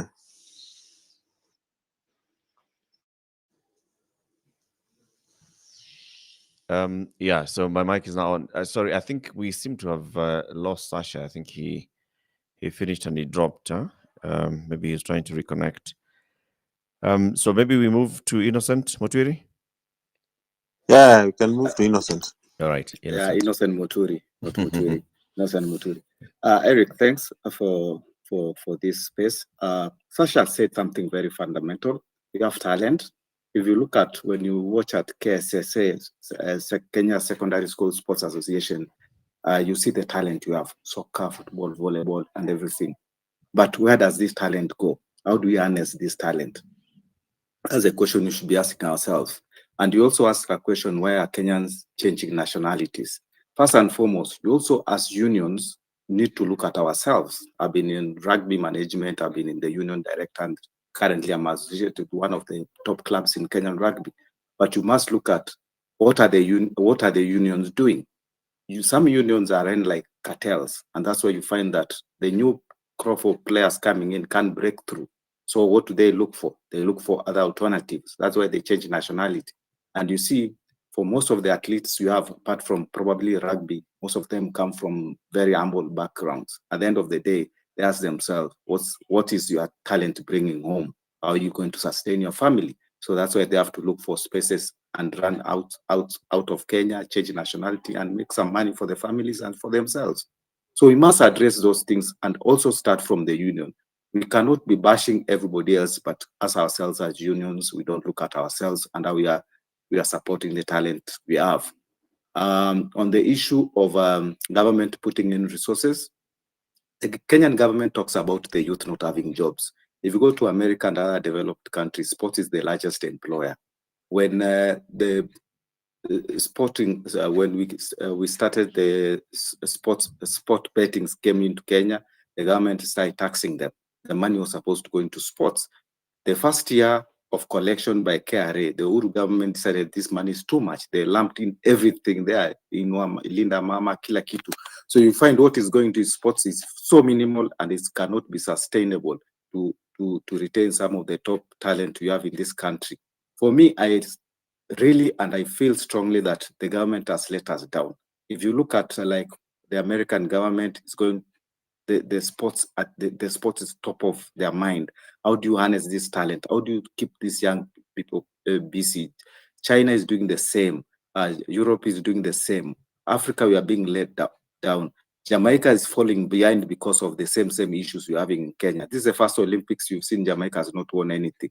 So I also think that the government needs to come in, and I hope the new sports minister will come up with new policies to see how they can fund sports better and develop the young talent we have. Thank you, Eric. Innocent, I want to ask you a question. I mean, you've been there in the sports management federation level. We see issues at federation level, and it's good you've said federations need to look inwards and see how to sort themselves out. There's another ongoing conversation elsewhere, another space on football. I mean, football has been having issues. Cricket has had issues. Tennis has had issues. Swimming has had issues. These federations, it appears that they'll always have issues. What are these issues?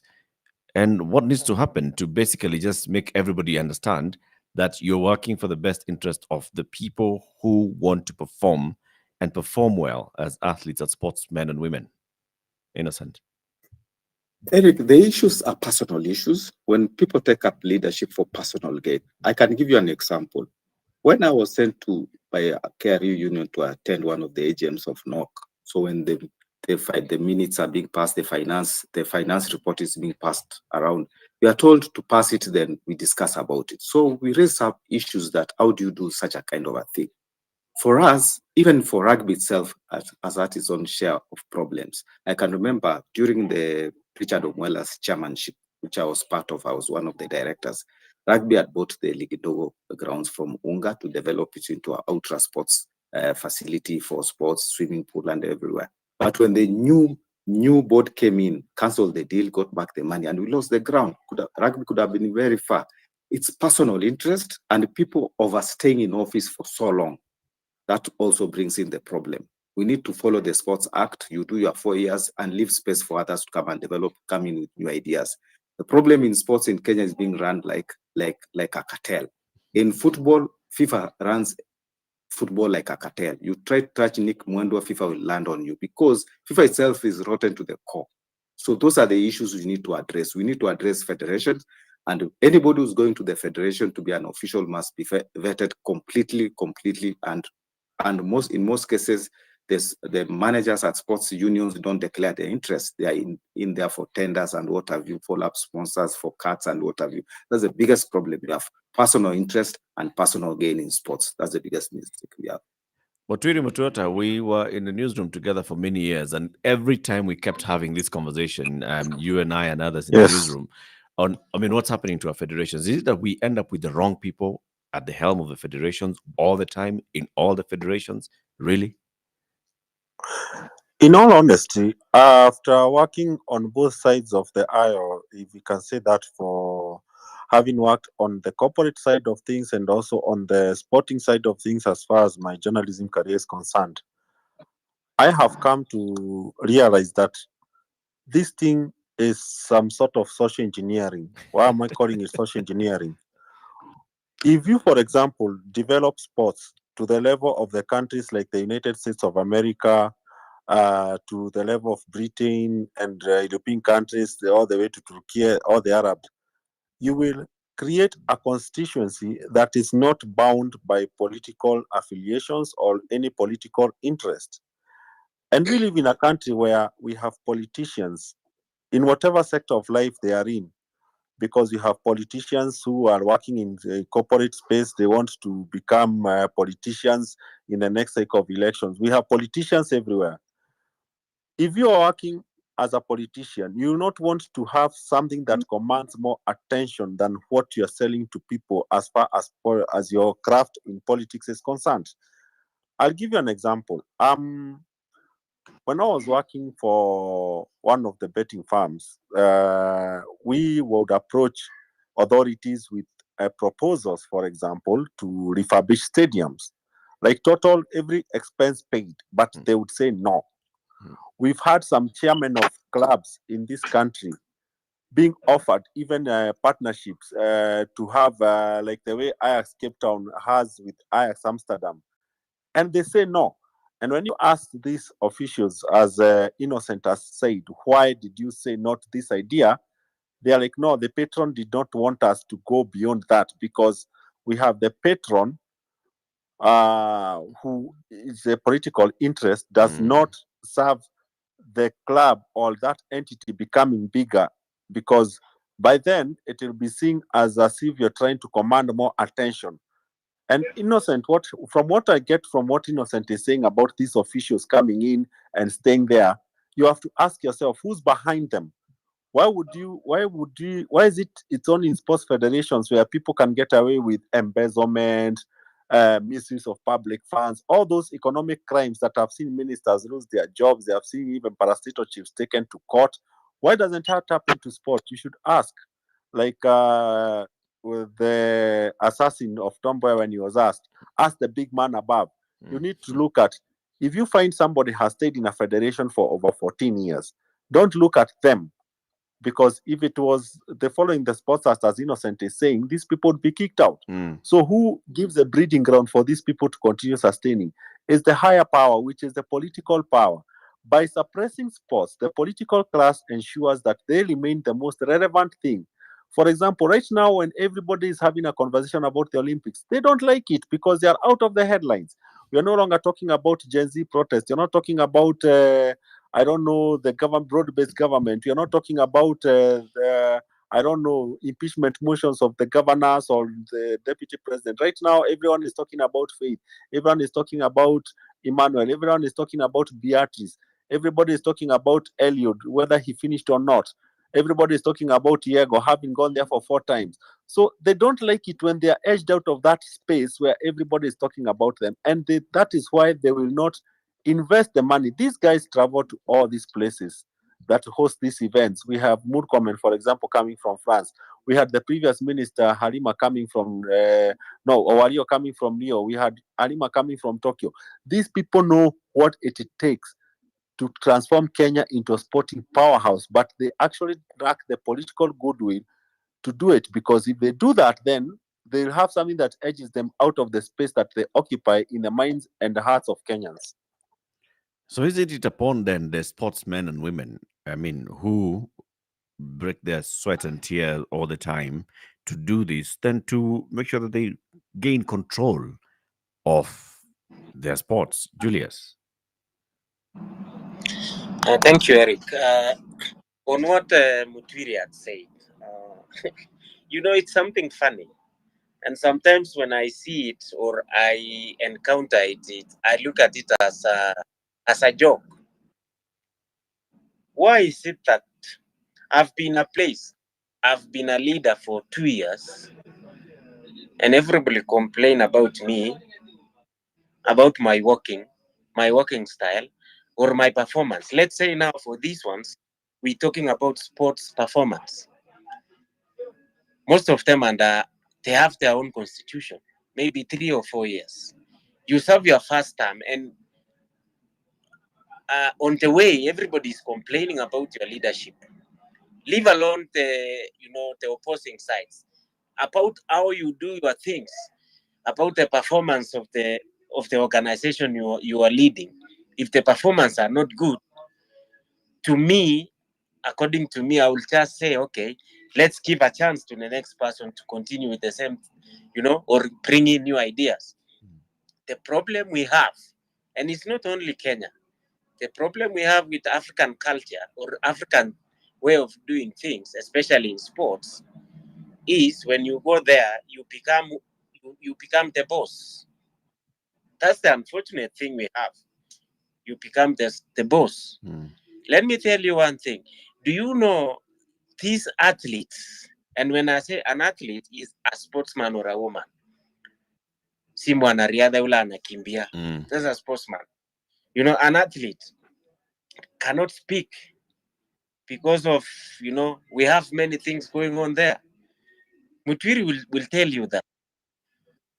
Even this federation, if they see as an athlete who is outspoken, they will hate that athlete because anajua huyu ataleta shida hapo. He will disclose, or she will disclose what is going on. And that is the culture we have. They won't want it to continue, because they want the same thing to continue. Politically, they say status quo. That's what they want. Let me tell you one thing. When Ababu came in, I was one of the first people to tell him congratulations, because he's the one who initiated the Sport Act 2013. He's one of those people who came up with that act.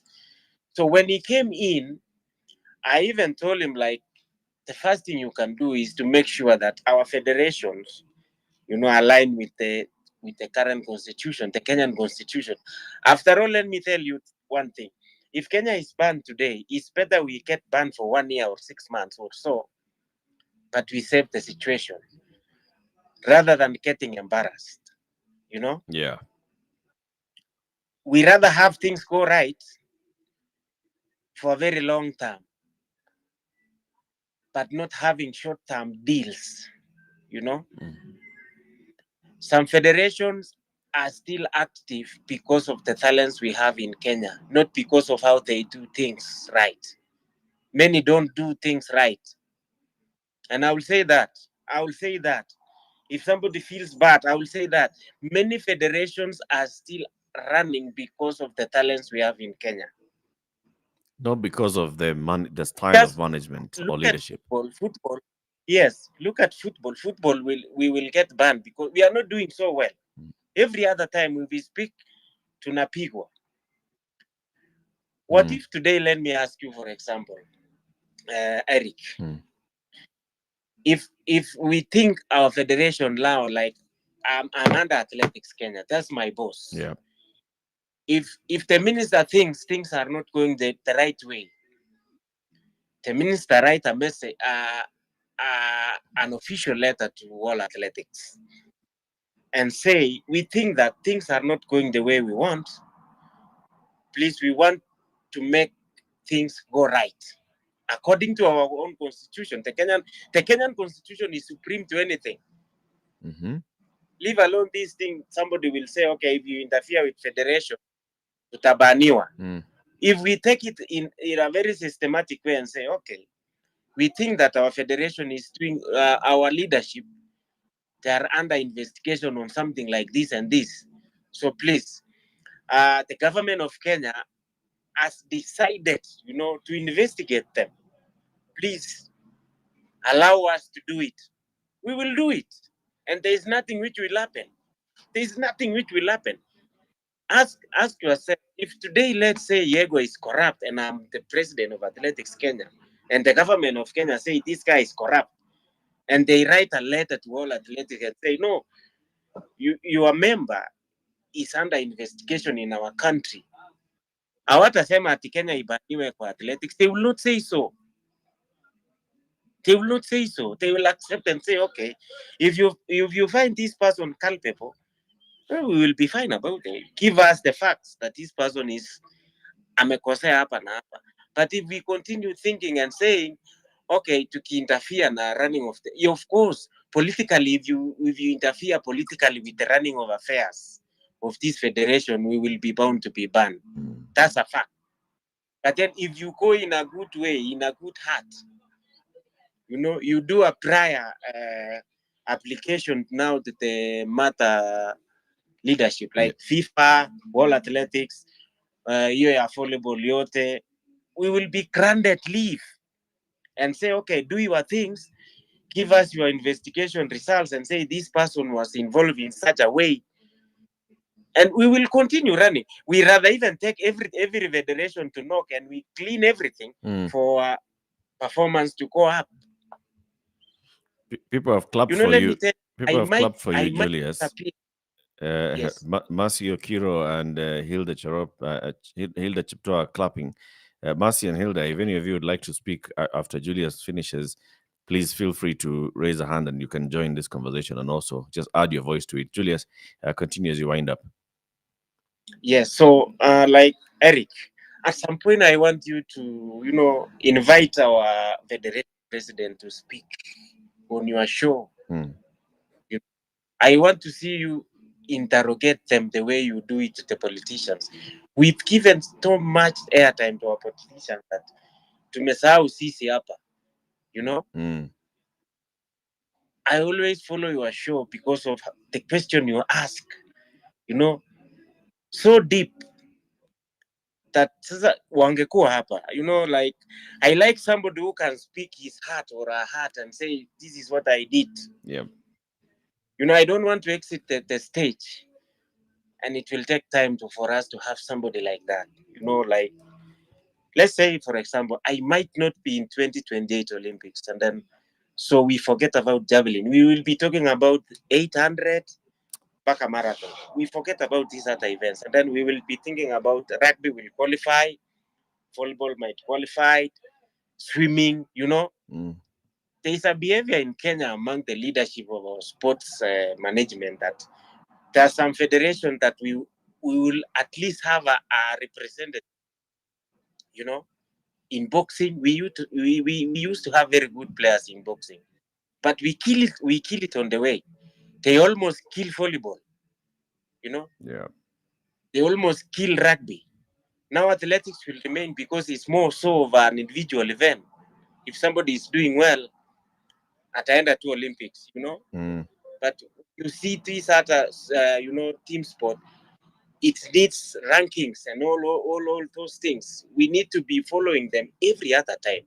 And the problem we have also as a country is from the leadership. Like the president will always pick a political figure to lead the ministry. And also that begs a question like, are our sportsmen also pursuing leadership courses or education? Maybe now in the side of athletics, I'm sorry to say so, maybe many people have not gone to school, in quotes. So we need also to have a transition whereby apart from the sport, you can do education.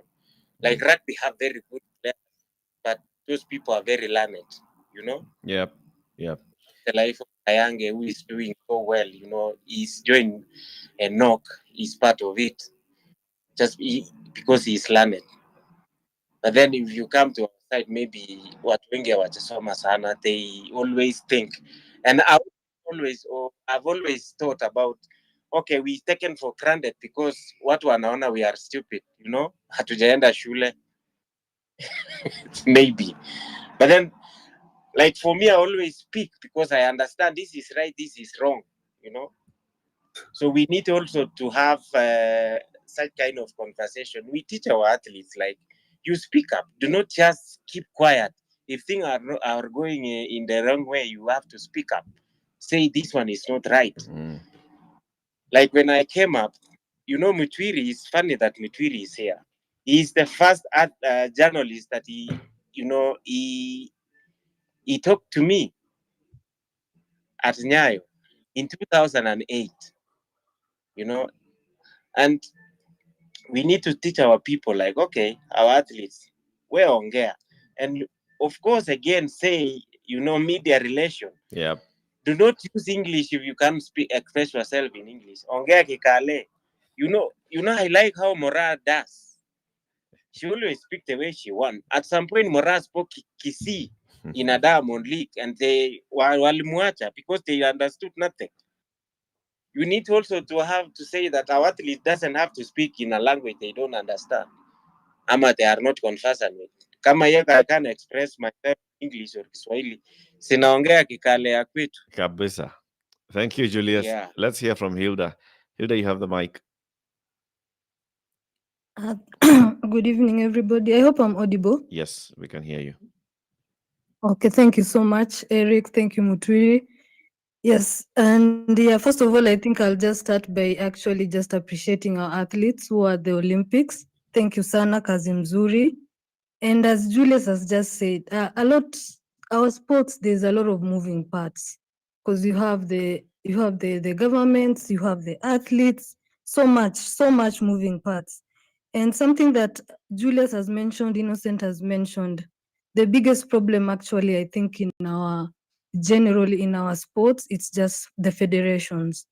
Because first of all, I think as a country, first of all, we need to express it better that if we are going to make sports and, as a contributor to the economy, or how serious we take sports. Because sports has an ability to solve our problems, our unemployment problems. Because I'm a person who works in that industry. So as Diego has mentioned a few things, I usually work with athletes. I help them in communications, that is media relations, social media management, all that. I try so much to help them to put themselves out there, for them to express themselves better. Again, there's a lot of challenges. So federations is one of them. As Innocent said, most of them have overstayed their mandate in office. The other day we were having the same conversation like this. It was again on a Twitter space. Guys from the netball part of sports on the other side. They have had the person in charge of that federation has been there for almost 20 years. Hawatoki, they just don't want to get out of that place. And it's just cut across. If it's netball, if it's volleyball, if it's football, if it's handball, it's just the same problem. People are overstaying, people don't want to leave. So if you have not done anything in the first 5 years or in the first 10 years, what are you going to do in the next 10 years to make it 20 that is going to make a difference? What are you still doing in that federation? Another thing we lack actually is accountability and transparency. Administrators in these federations don't account for anything, are not transparent about anything, because generally even you're supposed to give accounts of the money, what is going in, what is coming out to the public, what is coming out, what is going in, the money that you have, what has it done, what projects has it done. Most of these federations don't even share their accounts. You can't get information about them. Other federations don't even have offices. Netball don't even have an office. Handball don't have an office. Wana operate to somewhere kwa nyumba mahali. So how are you going to go and how are you saying you want to attract to get sponsorship from a company like Safaricom and you don't have an office? Where will you go and meet and talk? So some few basic things like that. It's really worrying. And now if there's a lot of if these federations are this chaotic, do you think they will have strategic plans for planning for Olympics or planning for events that are going to be 5 years ahead or 10 years ahead? It will be very difficult. And again, we lack that planning. Hatupendi kujipanga ile, like we are planning. We want to achieve this in the next 2 years. We want to be here. In the next 3, 4, 5 years, we want to be here. In the next 20 years, this is what we want to achieve. We don't have long-term plan. we tend to want the instant results, but without planning, it's very, very, very, very difficult. And now coming back to I think for me, for the Olympics, what probably I've noticed, I noticed, again, I think it was Innocent or it was somebody else who mentioned it. I think it's just sports science is catching up with us, because I think we stagnated after just knowing that athletics is our thing. We just decided to tukatulia too. We never went back to the drawing board and see how can we improve, how can we bring technology into this, how can we improve our talent identifications. Saizi most of our talents ni ile kuangukia tu, you just angukia and then we go with it. So without that proper planning, it's catching up with us. Other countries are investing in that, in sports science. Other countries are investing in professionals. We are not. So we are going to be very, very stagnant. And I'm worried for 2028, because if we don't do something very drastic between now and 2028, I think we will really, really struggle, because we need to really, really, really plan ourselves, because middle distance was our thing. Tulikuwa tunasemanga hii ni kitu yetu, but now you're getting these other countries now just running away with it and leaving us hanging there. So we really need planning, a lot of planning. So again, I'll go back. Our problem is we need a lot of planning, and we need to decide if we're really going to support. We are going to support sports. We really need to get a lot of investment again. For government, I personally, I wouldn't want government so much involved in sports. The best they can do for us probably is give us the facilities. That is training grounds and stadiums and all that. The rest is up to the federations and to get now sponsorships and all that. But again, sponsorships you can't even blame corporates at the moment that they are not investing in sports. As a corporate, if I'm picking a certain sport, for example, if I say I want to get into football, what is my return on investment? At the moment, our football, first of all, do we have, how many eyeballs are in football at the moment? Do we have TV? TV is TV there as well. So it has, for corporates, they look for the numbers. They need the numbers. They can't go where the numbers are not there. So it's more or less now we need to clean our house first. Sponsors and all that will come on board quickly. As long as our houses are clean, the sponsorships will come on board. So thank you so much, Eric. And Julius, congratulations again. It's good to be on a space with you again. Thank you so much. Thank you, Hilda. Thank you very much. Anybody who's just joined us, asante sana for joining. This conversation has been going on for the last 2 hours. It's being hosted by me, Eric Latif, and being co-hosted by Mutweri Mutuota. Mutweri is a sports producer at CGTN Africa. Sports journalist for very many years, has covered very many of these events, local athletes, international athletes operating in the country and beyond. Joshua, you have the mic. Let's hear from you, and then we shall hear from Sam Mokaya. Mercy, I've seen you had requested to speak, and then you dropped. But if you'd wish to speak, you can request the mic. So Joshua first, and then Sam Mokaya. Okay, Julius naona Julius Yego and Eric, I hope mko poa kila mtu. Okay, mimi naitwa Joshua. Natoka Homa Bay, but I'm based in Kikuyu. So majamaa, kuna time unaweza kaa Kenya ujiulize nini mbaya. By the kuna hizi long distance, hata tukiangalia tuachane na Paris. Tukiangalia since Rio, by the hizi races zimekuwa zetu since, lakini kuna time unakaa chini unajiuliza nini mbaya inaendelea Kenya. By the kuna time yani una feel pain, kuna vitu by the na moso naona nikiona nini yetu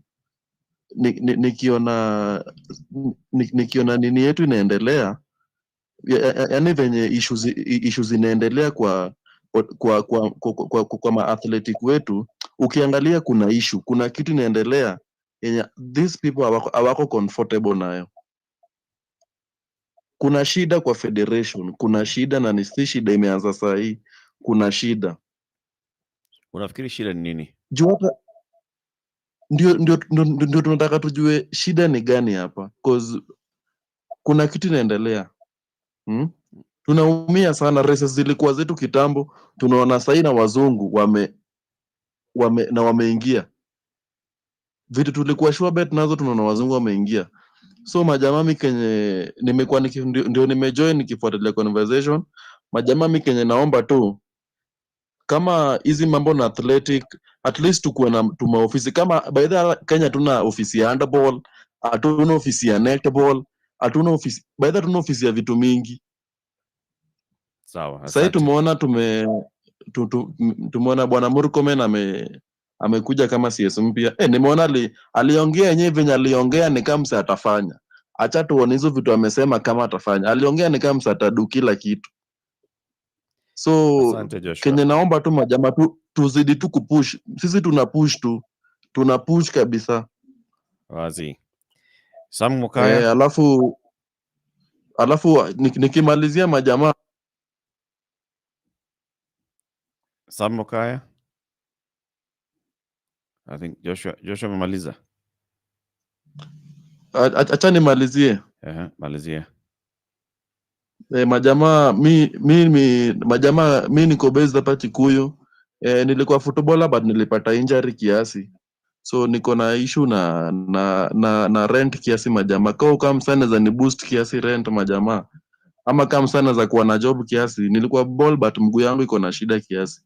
So kama sana za nishikilia at least ka job hivi ama aniboost rent kiasi nitashukuru. Shukran majamaa. Safi Joshua. Sam. Yeah, thank you. Thank you, Eric and Muturi. Yeah, I'm excited to be part of this conversation. It's a very healthy conversation, especially coming up while we've just had the Olympics. I think I'll narrow my thought towards the coaching part of the whole sports and athletics. We don't have a clear way of filtering the kind of coaches that we have in our country. I mean, we don't have a process that verifies and authenticates the kind of coaches that we have in our country. That way, we've allowed anybody to come in and do what they seem to know best. So the validation part of it is very critical, because then we don't have coaches who have integrity issues that have sometimes put our athletes and our sportsmen and women through the doping circles. So if we have a better way of filtering and authenticating the coaches that come to our country to help our sports people, then that will be something that needs to be done. Number two is the opaqueness around the administration of the sports docket as a whole. Most of what we've heard from the political class, which happens to be the controller of the finances that goes to the sports activities, most of what you heard from them are just political statements, like the famous political statements that we are going to come up with infrastructure that will help our athletes prepare better. I mean, such like those have been roadside declarations, which most of us never follow through, whether some of those things do happen. For us to be better at different activities, especially because we've seen several sports activities that happen at the Olympics. Some of those things are things that we can do as a country, but because we have not invested fully in the sporting or the sports industry, then you find that we are knocked out based on that. So the infrastructure and the technology around training and everything, that has to be hiked, and it needs government support.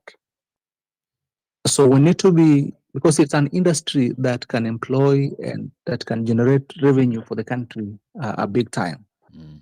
So the administrative part of the sports industry is very much opaque, and we do not know much of what happens until there is a major sporting activity like the Olympics, like other activities. So many of those things must be done so that we are able to compete. And then there is advancement in technology that has been spoken to. I think we have to keep up to speed on what is happening around the country. Around the world, so that we can compete favorably in different fields. Yeah, I think that is what I can add on that. Thank you so much, Eric. Thank you very much, Sam. Thank you for speaking to us this evening. As we then come to conclude our conversation this evening, Muturi Mutota will still come back to you. I see there's a lot. It's all boiling down to the management of the various federations in sports, and then coming to the government itself at the ministerial level and what it does with this to make sure that we are championing sports. It always appears to be lip service, and it doesn't seem to move beyond this. Muturi, what do you say? In the recent clamor for good governance, the things that were labeled variously as Gen Z protest, or others were saying it is goons, but the conversation and the kind of protest you saw then, especially from the younger generation, the Gen Zs and some of the millennials, it has given this country a way where we can have our voices heard. Julius alluded to our first meeting in 2008, and I was telling you it was ugly. He had qualified to go and represent the country in the African Championships, but they had to throw him out of the team because, for the simple reason, they never thought that he was a medal hopeful. And some of us, luckily, some of the journalists at the time, we had gone and studied the qualification rules and qualification standards. There's something he said about us being ignorant. Some of our athletes are ignorant, some of our journalists are ignorant, some of our public are also ignorant. And these qualifying standards are there, they are printed out, and we had to go on and made sure that he had actually made it. If it was not for that, maybe his career would have not taken off. But like they say, you cannot light you cannot light a candle and put it under the bed. Mm. So in conclusion, as we wind down this conversation, a few things needs to happen. There was the same zeal that we are taking the government to task in other things, like, for example, the finance bill, the agriculture bill, and so many other bills that Kenyans feel that they are not going to sit down well with them. We need to get to sport, because one thing I think most Kenyans don't know or are not aware, or they choose to ignore, is the fact that the sporting industry can become easily the biggest employer in this country with the minimal investment. If you compare it with, for example, what people are spending on agriculture, prospecting for oil in Turkana, or minerals in Kwale, Yep. or maybe what they spend on any other sector, defense, anything. If you invested just a fraction of that in sport, the ROI, as Hilda was saying, would be so great. But the question is, how are you going to do if we continue having people who I met in my career as still the chairman and all the top officials in these federations, and 22 years down the line, they are still there. Even some of us had to move from where we started. We moved from the newspapers, we moved from radio, we moved all the way to production, so that to give people a space to do whatever they want to do, and also to improve the product. So I think it's time where this conversation that has started in this space continued even to a point where now it becomes a matter of national debate, because we can use this opportunity that everyone is so fresh. The Olympic is the top of mind awareness. That is a marketer's dream, having something that is top of your mind awareness. We use that top of mind awareness from these Olympians who are coming back, because let's face it, we are 4 gold medals from 3 athletes. What happens when Faith maybe steps up to the marathon? What happens next time when for example, Wanyonyi, like Emmanuel Korir suffers injuries. I'm not saying he's going to, and you're praying he doesn't, but it happens. Yego will tell you in sports, he had like 3 bad years. So what happens then? What happens if today Yego says, okay, I'm done with javelin, let me go and continue my studies because he's studying. So what happens to us then? So I think Kenya's good performance is more of a happy accident than a deliberate action to get results. And until we make this a national conversation so that these people at the very top of the chain, the people who allow the likes of people to serve in federations for 20 years, 15 years, because somebody they serve under the blessing of somebody. Unless we bring this to the attention of the top, we'll always continue receiving the team in the airport, promising athletes a few millions here, telling them we'll give them a few houses here and there. And then after that, like Yego says, how comes you have not had any good repurchasers since Kemboi or Conseslus? Why don't we have a good between Jerimo and Mora, 2008 and last year, they were about 8-9 years. There was no 800-meter women's run in between. 1,500 women. Since the likes of Sylvia Chebet and now Faith Kipyegon, after Kipyegon, who takes over? Who takes over? Yego lives in Javelin.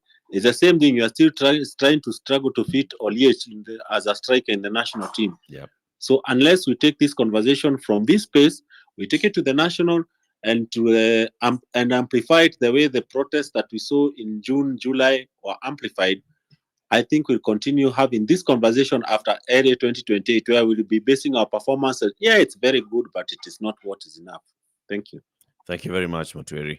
As we conclude this conversation, I see Masi, you had wanted to speak and you're back and you're raising your hand. Speak to us for about 2 minutes and then we close the conversation. Thank you, Eric. Thank you, Mutwiri, for this conversation. 2 minutes may not be enough, but I'll speak fast. I'm a sports lawyer, and I'm the convener of the Law Society of Kenya Sports Disputes Tribunal. I'm also an interested sports person. Let me get to the point. Number one, I agree with everything that has been said, and I do agree with Mutwiri around issues of riding the wave while it's still high. Right now, since there's all these conversations around integrity, governance, and also now the Olympics having taken place. And you remember before the last 4 years, there was a lot of grumbling about our performance. Just because we got those medals, it means that now we realize actually we could have done better. Number one, the issue starts with othering sports. We other sports. Growing up, I remember in schools, whether you're in the village, I went to a public school in a very far off, away from Nairobi. And we always had a sport, even if it's makeshift. That's why I learned how to play volleyball, which I played, and football until campus law school. But then now, increasingly, you realize that the higher you go, the universities, it dwindles. So that now you're stuck between a place of bread and butter. Do I pursue a degree or do I? So you stop doing this sports business. Second, and for me, I won't comment about the Gen Z protest, but I'll say someone asked me before the reshuffle, what's the one thing that you'd want? And I said integrity.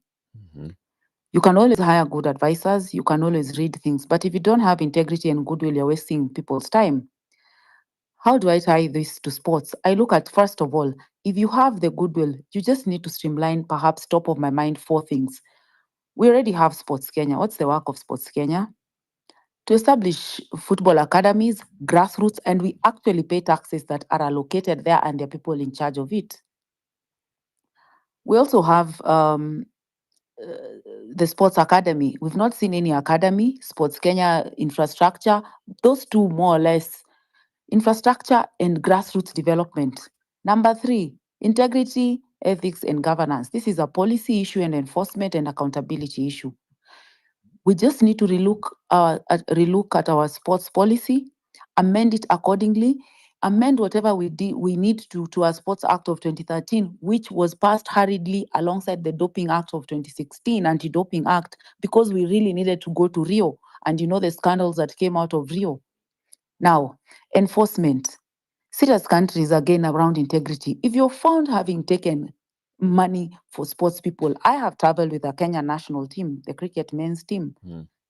And I'll tell you, unless the persons in charge there have integrity, and there are consequences. This federation song is on and on. Again, integrity and goodwill from the top. I always refer to the former CS, Amina Mohammed, when there were wrangles in cricket. The one thing people perhaps would want to appreciate is the international federations. International federations are the big bad boy. You don't want them coming. Once they come, they'll deal with you. So once federations become problematic, you bring the big bad boy, and also you hold your own. We cannot have people serving. Some people have been serving in this federation since I was in primary school, and now practice law for many years. Let's just clean the federations. You see, there's no fear, but as Mutwiri says, it's a cartel. I say that allegedly. Don't want to get sued. We just need to clean this. We have infrastructure. Let accountability be there. We have where is the stadia from these two? Where are the academies? Have you seen even one single sports academy? Yet every year we're paying taxes, and these people are perhaps funded under the Sports Act. Facilities, all these things go under Sports Kenya, Sports Fund first. Then how are we investing grassroots? Again, we've set up institutions. So it's a matter of implementation, and where policy needs to be amended to begin with. It's just a sports policy, clean up the Sports Act, and then now these issues of perhaps language. And I've said, and I agree with Mr. Yego, congratulations, by the way, I've written about you once around the saga of 2008.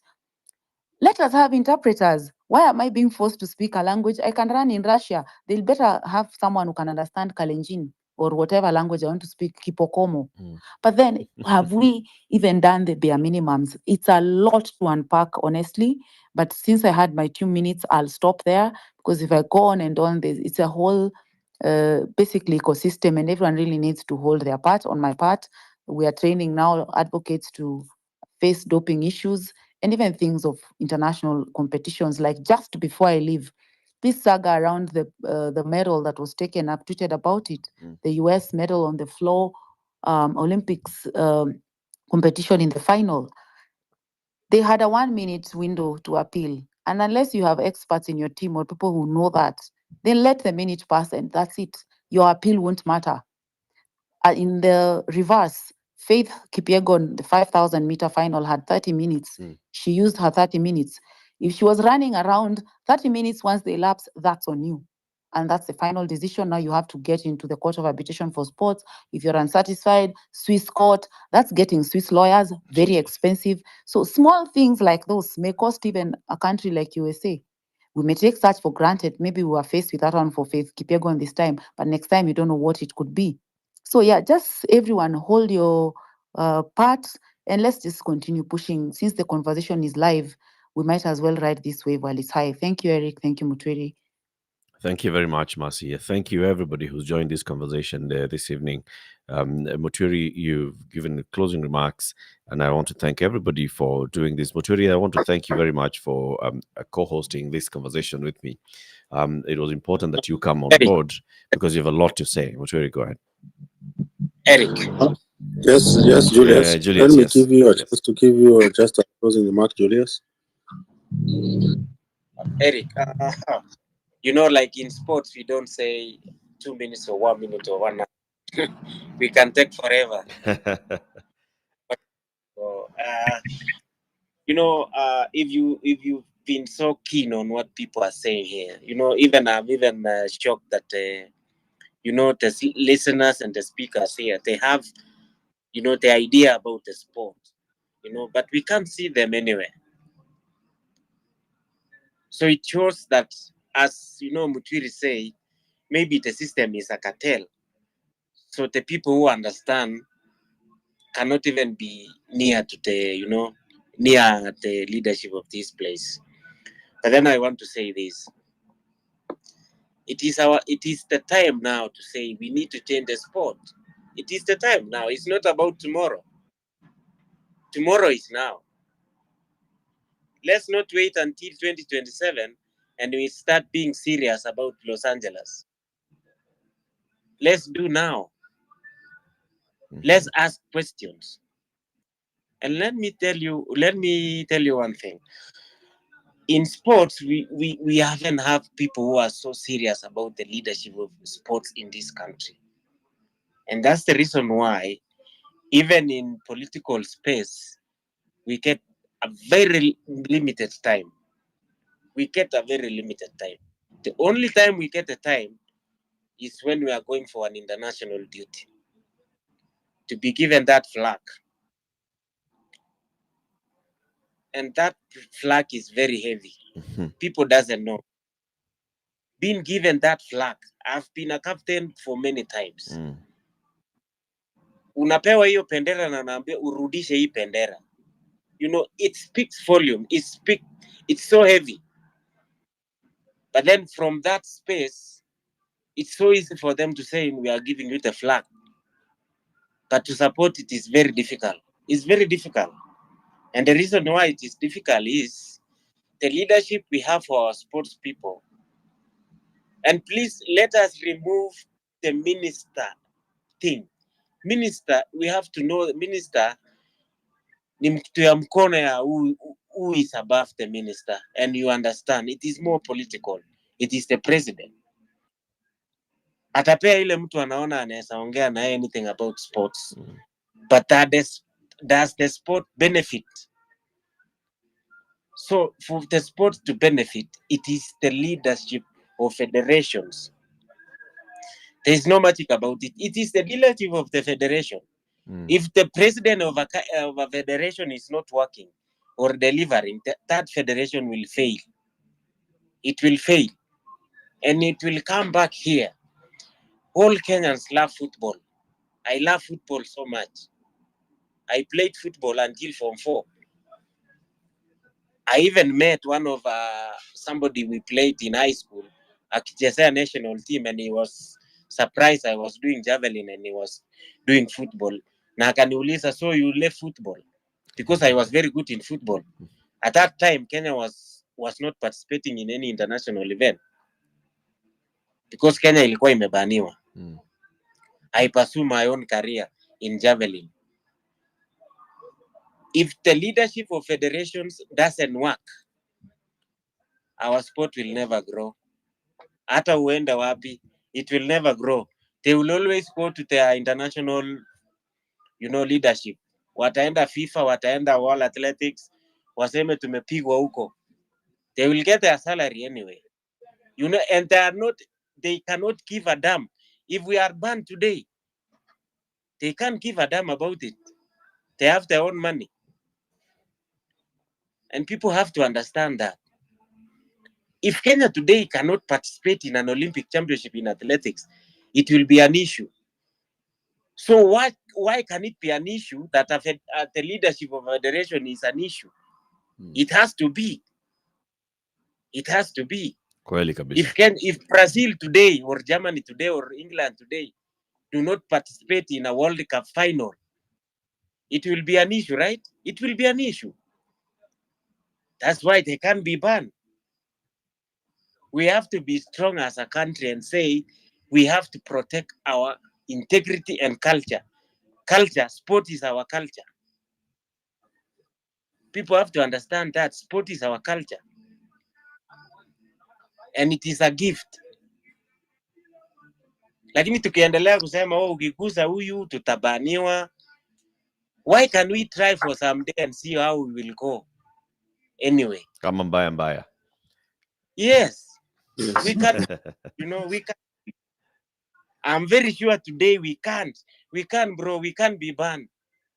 Unataka kuniambia ukiandikia leo Sebastian go like Kenya has not been doing well because of this and this, atasema okay, umeinterfere na sisi. No way. No way, bro. We will do better. Asante. Thank you, Julius. We will do better. Yeah. Thank Asante, you. Julius. And first of all,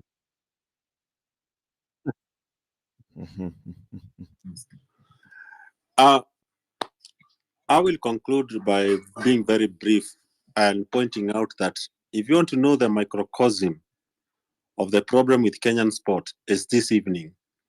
As we speak, our Olympics team, or majority of it, the ones that have not yet come back from France, are being hosted by Miramas, a city in southern France. This city invested so much money to have the likes of Diego Omanyala and now the Faith Kipyegons and your Eliud Kipchoges to come and bless that city. They blew their budget. They've used a lot of money to just host Kenya. And today, our team is being celebrated there even before they come home.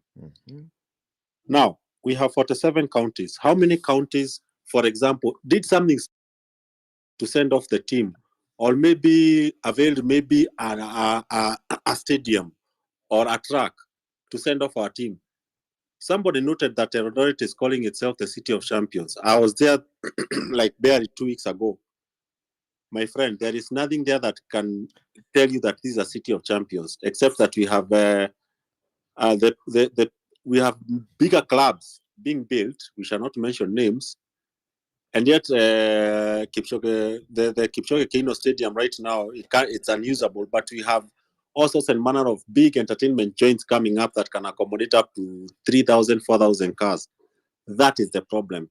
The fact that our team is being celebrated in Miramas, France, a city none of us had heard of until our team went to camp there, and they used all this budget, and none of our 47 counties could even maybe give even the knock or even whatever the effort or even sponsoring the individual athletes themselves to seek for excellence. For example, the county of Mombasa could have done well to sponsor the swimmers. We have Yego is one of the most recognized citizens of Wasingishu County. They could have done something to send him to like what the Pakistani, the guy who bet Yego to the gold. It is the village who contributed to buy him the javelin that he used to beat Yego, and he threw a monster 92 meters plus. That is the problem. So what is the solution? Mercy, what Mercy said.